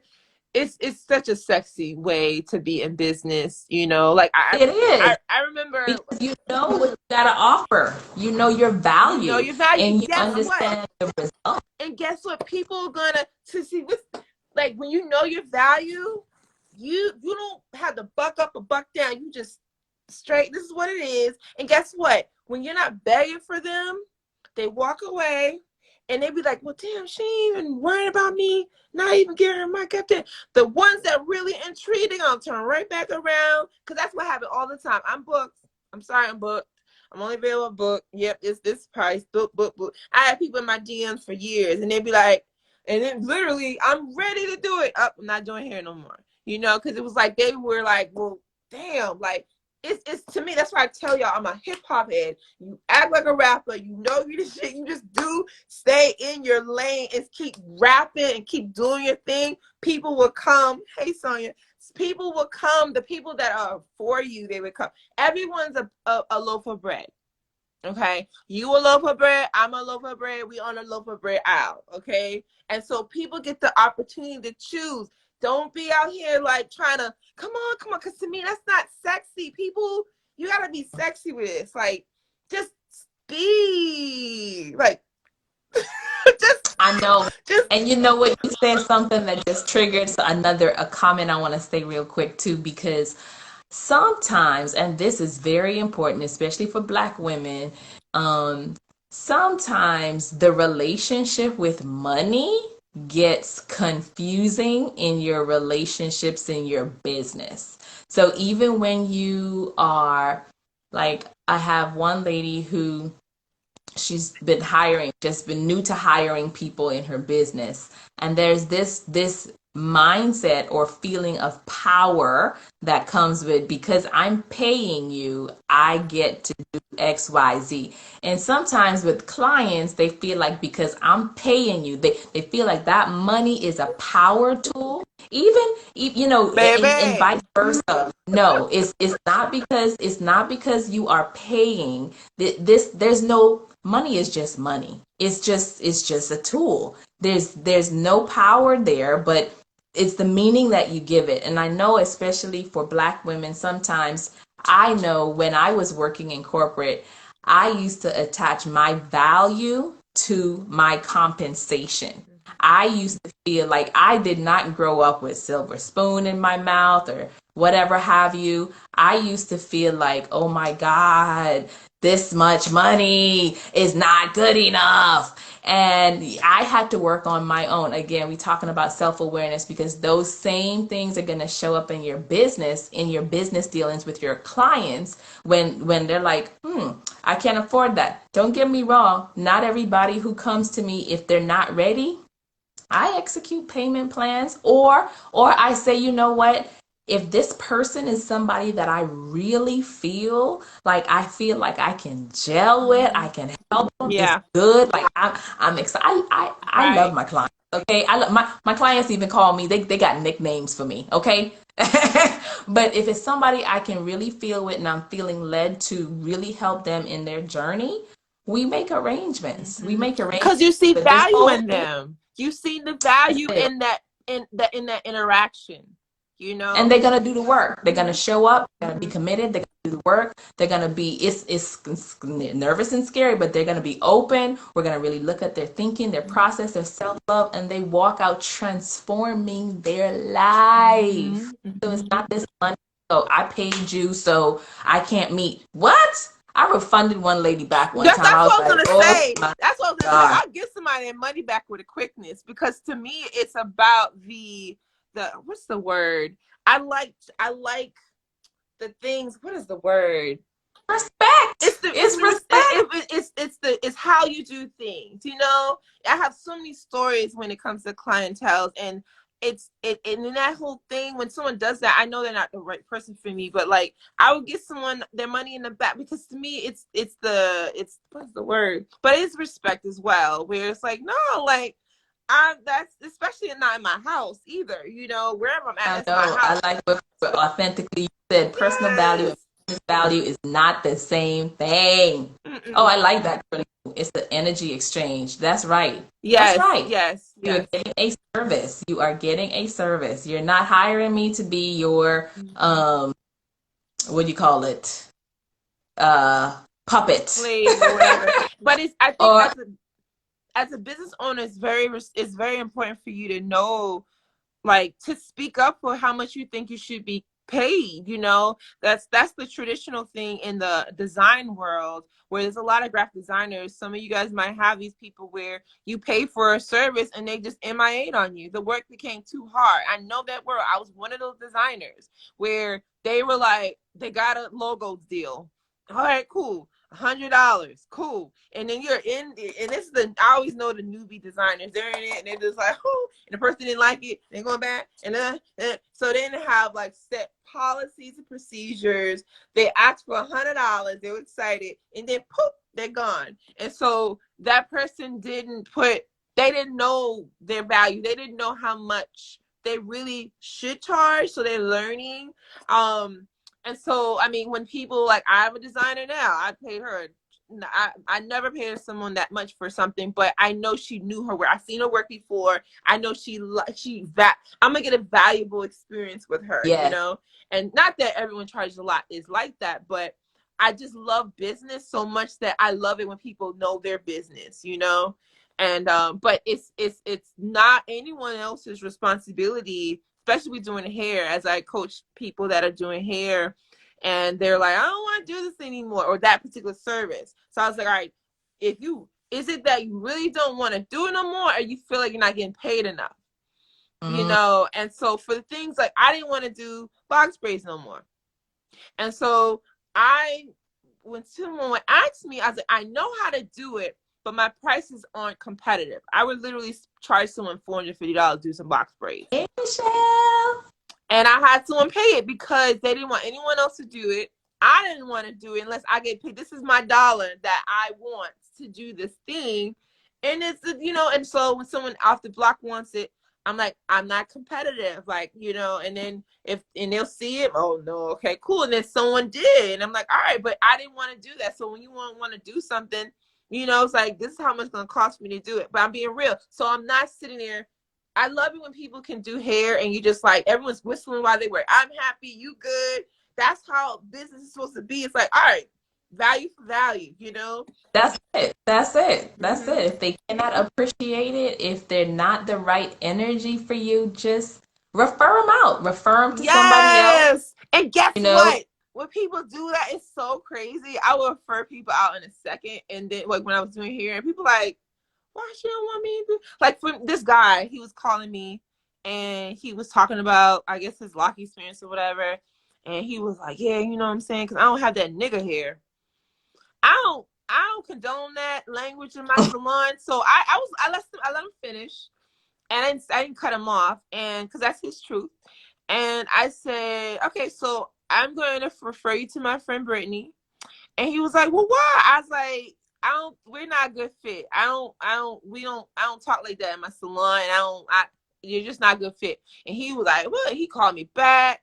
And it was like, dude, like, I just told you this ain't gonna work. But he was so intrigued with how it was still, you setting boundaries, and it can sometimes make people get their shit together before they come to your door too. I'm trying to tell you. This is what I'm trying to tell you, Charmaine. When you get your boundaries in place, it changes everything. Everything, everything, everything. And I know we keep coming back to this thing like, okay, boundaries at home, boundaries at work, boundaries in your friendships, boundaries in your relationships, your business boundaries. Oh my goodness. Like, seriously, if you don't have those processes in place, or you don't have those, you're going to just take anybody and everybody that comes to you. And it's good that you were able to hear that and you were like, this isn't going to jive. This isn't going to really work. And that's okay to refer them out. It's not that, it's not a bad thing. It's just okay.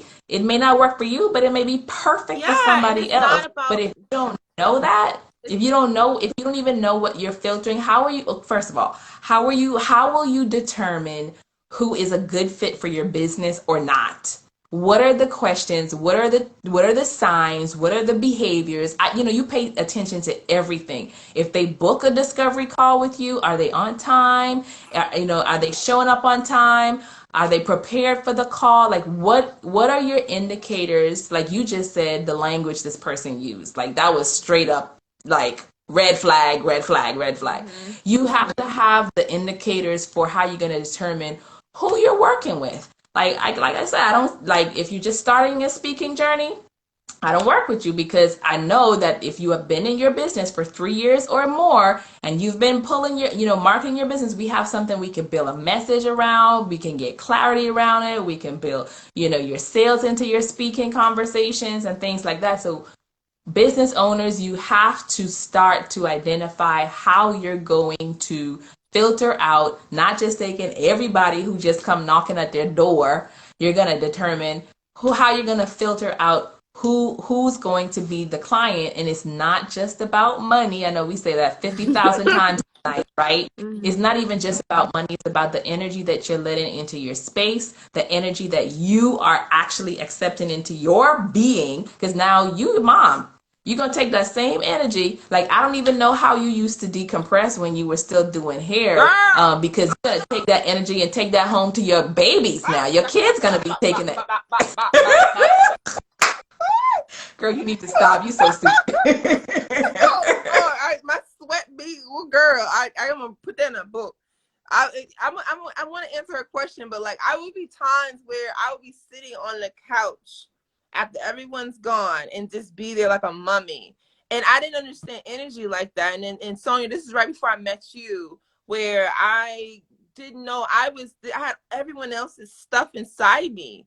I started off happy, but then I would end up being confused, want to fight somebody, want to love somebody. It was just confusing. Feel Free Club, she asked, how did you guys learn? How did you learn boundaries, Monique? Well, I learned from not having any. I used to be the people pleaser. I used to be the one saying, yes, I want everybody to like me. I could help you. I could be a resource, because I used to feel like, if I could be a resource, I could be helpful, then that was like, I was attaching my value there. I was attaching like, I'm being helpful. I'm helping this person. I'm helping them make their goals, get their whatever right. But I would still feel like I wasn't achieving the way that I wanted to achieve, or I felt like, here's language that was common, or that is common if you are struggling with boundaries. You feel like they always taking advantage of you. They don't appreciate what you do. They don't appreciate what you do. They always trying to get you. They always trying to get over on you. Okay, you laugh because you know it's true. Yes, and the thing, I remember and the thing, those phrases. Those phrases, they are indicative of a person who is struggling with boundaries. There are a lot of phrases and identifiers, but because I've gone through that, even having all this training in communications, this is what I'm trying to tell you. Like, I got 3 degrees in the science of communications. I got over 20 years experience. I've been teaching this at the university level, at the young level, but there are things within our subconscious that we operate from that are default. And if we don't actually sit with intention and have someone help guide us through coaching, through therapy, through guided introspection, we're not going to see those things come up to the surface. They're just not going to come up on their own, no matter how hard you try. There's only so much you can do or see being outside the frame. Like, you cannot see the picture from inside the frame. If you in the frame of the picture, you can't see the picture. You got to get outside of the picture, look at the picture and be like, ooh, okay, we got to fix that stuff. So once I was aware of that, you get to a point where you're like, you know what? You know that there's more to life. There's more to the life that you're living, the experience that you're living. You want to have a better quality of relationships with the people around you. Maybe you may also see people tend to kind of just fall off because they're not going to be honest with you. They're not, I don't care. Even your friends, they're not going to tell you the truth, because people don't have that muscle to be telling their friends the truth, because they don't want to mess things up. They'll go and talk about it and gossip about it normally, until you get in that group of people who is like, we elevate, and like we elevate, and we know that, guess what, if I say, Shamir, you're acting like a you know what, you're gonna love me and hug me for it, because I'm just like, I've earned the right to do that. I've earned the right to say that. So when I started going through that process, I got my own coaches, I got my own mentors, my own wise counsel, and this is pretty much why I do what I do now with coaching women in their likes to love journey, in their speaking business with self-awareness. Once I got to that place, it was easy for me to start implementing that, to say no without feeling guilty, like, and not even having to add an explanation, because the minute you start adding an explanation, that is an insecure response. because I gotta say, no, I can't do it because I got this. Or, well, I would come, but da da da da da da. Now you start to use new language. You know, like, hey, somebody reached out to me last night, first of all, from Australia. She went on my website, she on my phone, she sent me an email. It was like, hey, these people are doing this and these people are doing that. This person's been on Shark Tank and I want you to da da da da da da da da. And I was like, I looked at it and I was like, thank you for the invitation. I am choosing to pass. Period. I don't need to tell you why I need to pass. I don't need to tell you why I need to pass. Period. Like, I didn't say it like that. I didn't I put know, I period. know, I know. I had to do it for Full you. stop. I was like, I was a little more Yeah. strategic in my messaging. But You didn't give no you don't owe excuses. It's just anybody explanation. You really explanation. don't. What about you? What about your boundary journey? How did you put that? Like, how do you start learning about it? I would say first of all, you gotta get tired enough. Because I was using those phrases all the time, and I've always been intrigued with psychology. That's probably why I have like therapy friends and stuff. Some of them in here, and so I had it was therapy. So it was really after a really bad breakup I had about 3 years ago, and I realizing I was the common denominator. So it started with the romantic aspect. It's just been waves of realization. So in business, you just get tired enough. And I'm in love with business so much that I'm intrigued with how well it can work. And so that was one thing. But when I really everything's amped it up after I went to therapy and I had someone that could look at me from the outside, because sick people don't know they're sick. And I was sick for a long time. And so it was You hard. weren't sick, Shamir. You were just unaware. Stop. Unaware. Thank you. I received that. And when I say that, yes, you're right. I just look in my eyes. I look different, and I know what I was going through. You know what I'm saying? And I think I felt like I was sick, looking back, because I feel healthy now. So when I say Yeah. sick, it's not in a way of I'm putting myself down. It's kind of like, oh, that baby, You need some and I need to care. give You need myself some some care. care, right? And so it was me giving so much of myself. My kids watching it. I'm going in circles. And it's kind of like, you good? And I'm like, no, I'm not good, but I gotta make this money, bitch. And I'm like, Girl. whoa, ba ba ba ba ba ba. And then so it was like, and then the breakup happened, which was a blessing. And then I'm in therapy every week, that for a couple of months. And I got to learn more about what it looks like from the outside.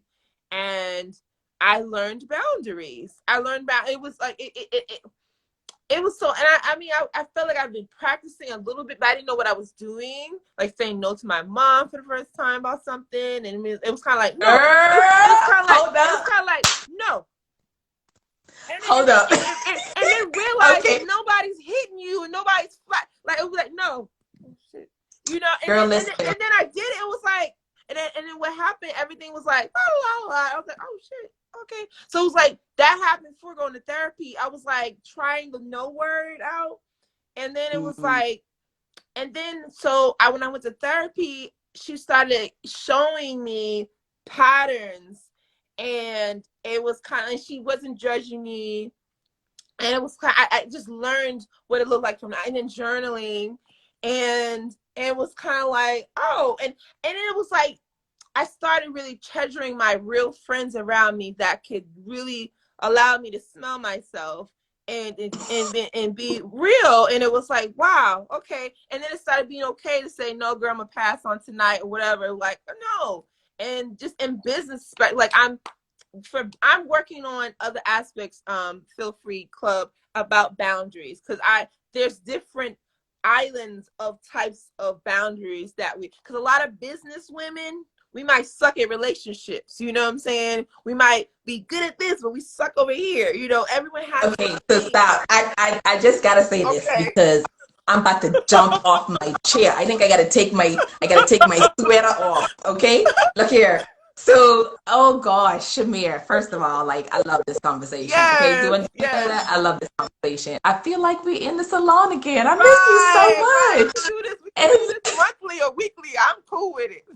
listen, so when you talked about going, and then the relationship started to suffer, that's so common, especially with ambitious women like ourselves. So it's like when you're going through that process, you don't have time to feel the emotion. You think you're good, you think you're feeling the emotion, or you think you are aware of what's going on around you, but you don't really have that time to stop and sit in it, and for actually, like, okay, it's surface level. You feel something and you brush it off, or you just keep going, but you don't sit in it and Hmm. actually let it sting for a little bit. So it's like, okay, and we were talking about this the other day, like when was the last time that you actually let it sting? Like when was the last time Mm. you actually let it sting?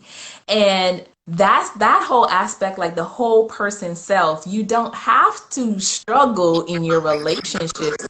You can be extremely fulfilled in those relationships when you have your boundaries set, because they are transferable skills. So when I guarantee you, when I see or hear language where I see people who are struggling in one area with their boundaries, I already know that there are other areas personally that they're struggling with too. And this is no judgment at Yeah. all, no judgment at all, because we've been there. I have compassion for people. I know that when you're unaware, or sometimes you're in a space where, it's not like you don't love yourself, you're just unaware, and Yeah.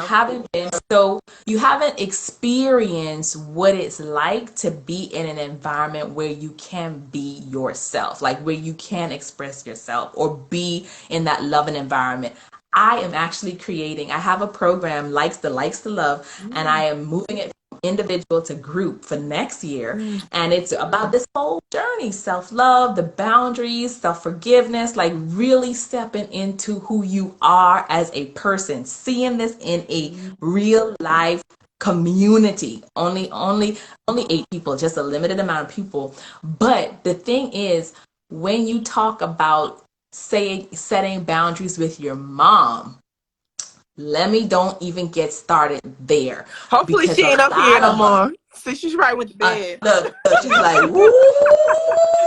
Let me tell you, honey, this is one area Black women especially we have to develop. Oh my God, I got so much. I got so much I want to say about this topic. Hmm. I've already gone through it, and it's not about not taking care of your parent, or like me. I grew up very early. I had my first son when I was 18, and people thought I was going to struggle. They thought I was going to fail. They couldn't believe that, oh my God, you're 20 and you're teaching adults half your age on parenting. And like, I mean, like they couldn't believe that I was in school, I was in college, and I was finishing. Like, I finished 2 degrees on top of this.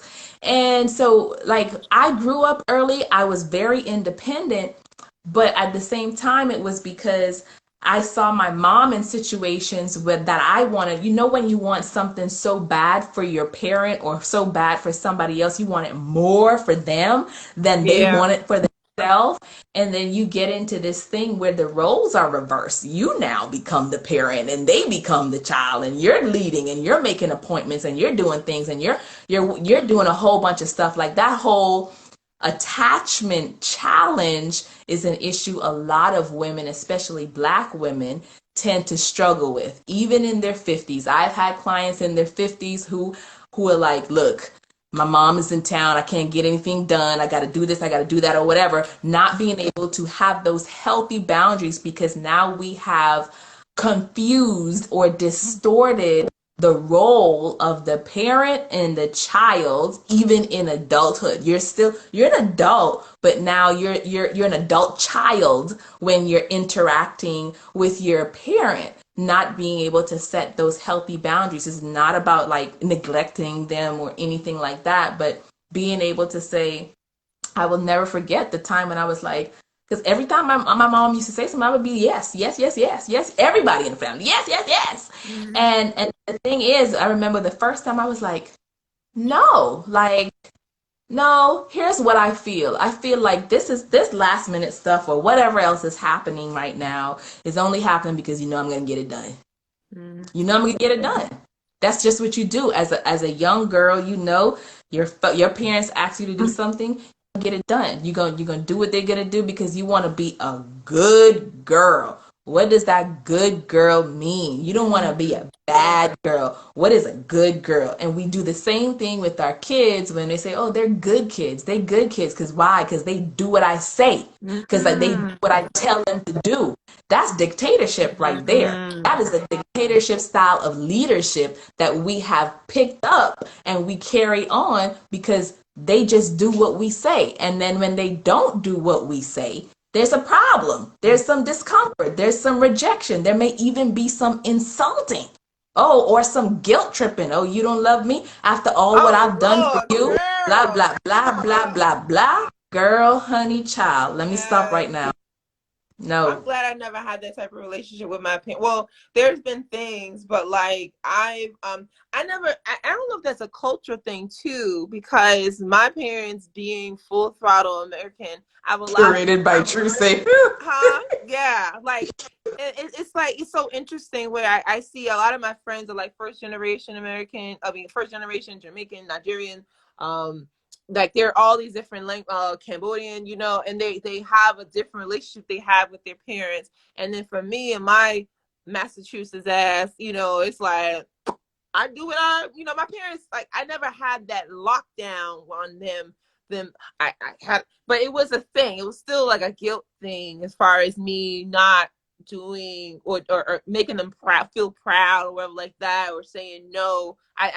It was hard to say it, but in recent like year or two or a couple years for both of them, like saying like, you know what it is to me, it's about learning everyone learning each other as adults.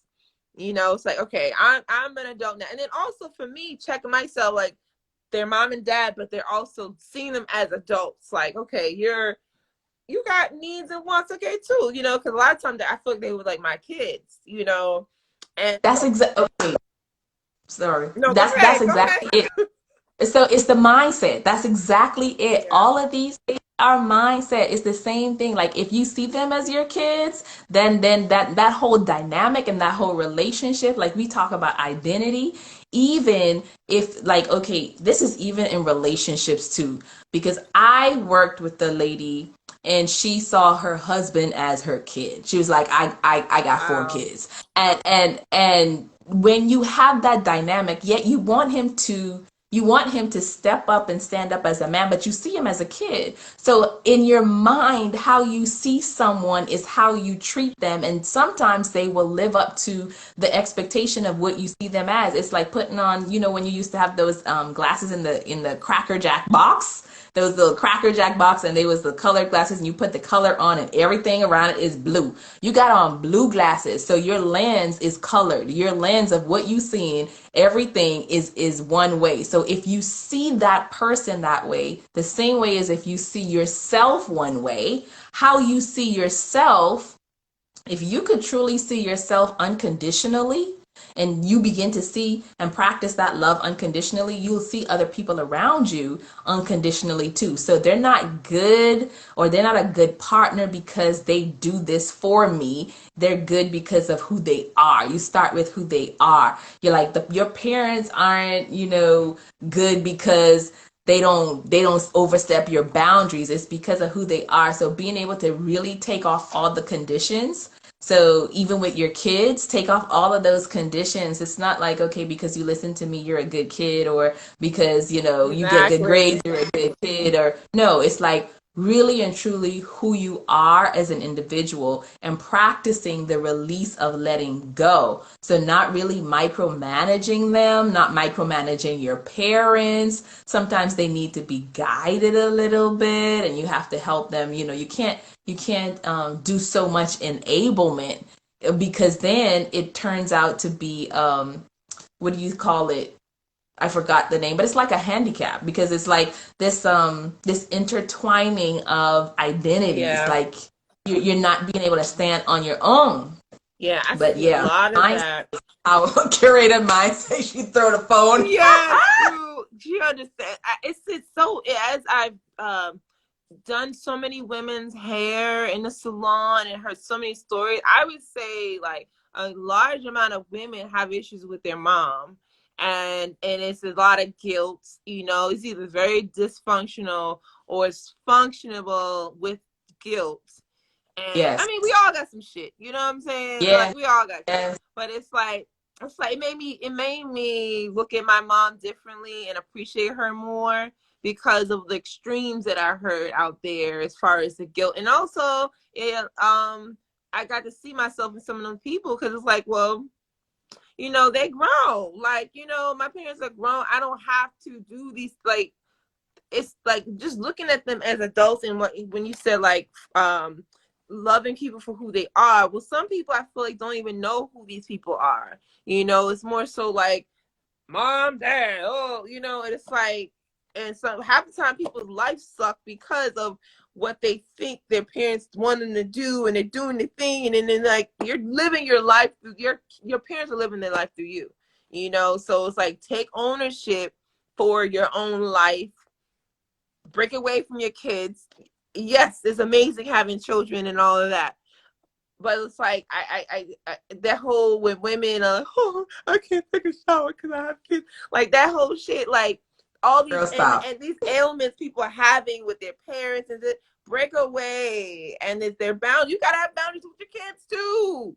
Hello. There's no reason why no one should be able to take a poop without, like, on your own.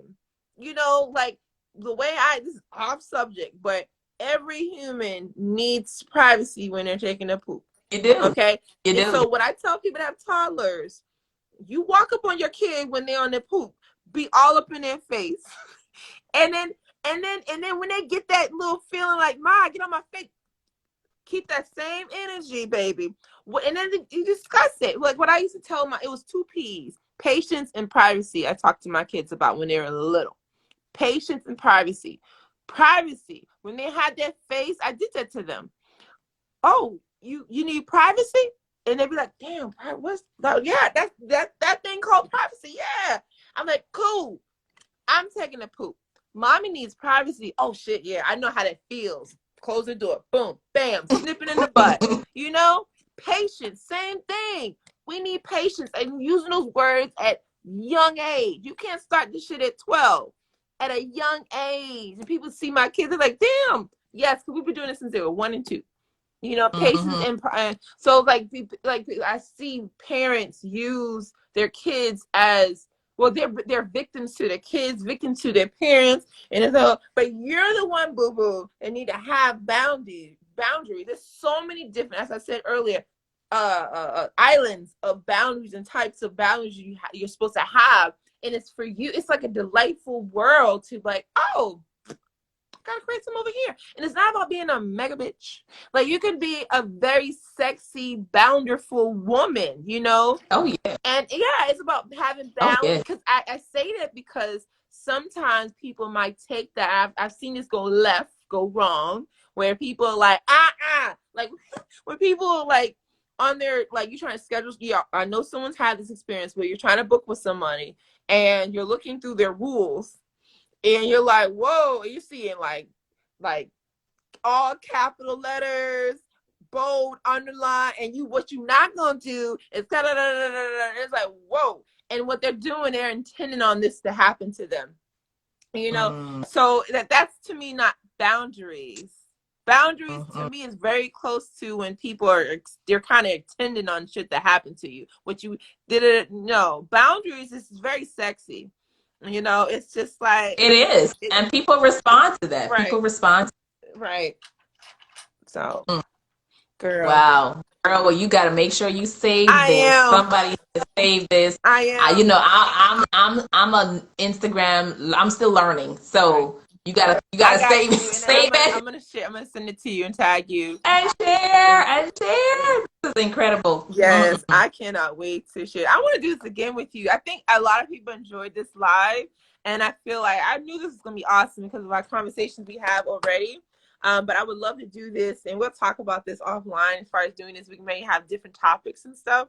Yes. And so if you guys really enjoyed this, I'm going to post this to my page and let us know underneath the comments, and let us know if, you know, if there's any other topics you'd like us to talk about in the future. I would love to talk to Monique about them. So yes. Jocelyn, I don't have a podcast.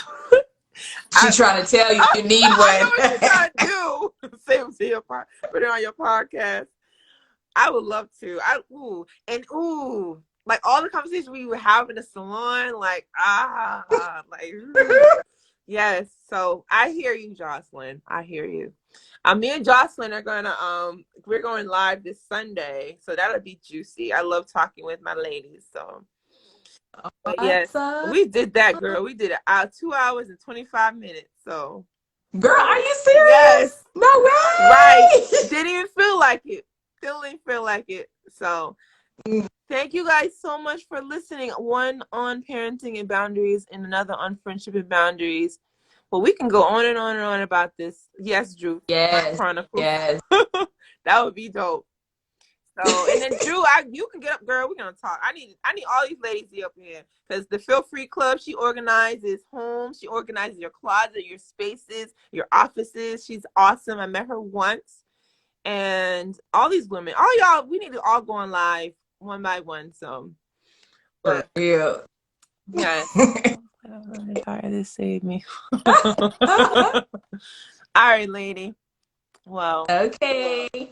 Enjoy. Yes. You have an amazing week. Guys, later. All right. Bye, Monique. Bye, Shamir. Good night. Bye-bye. 30.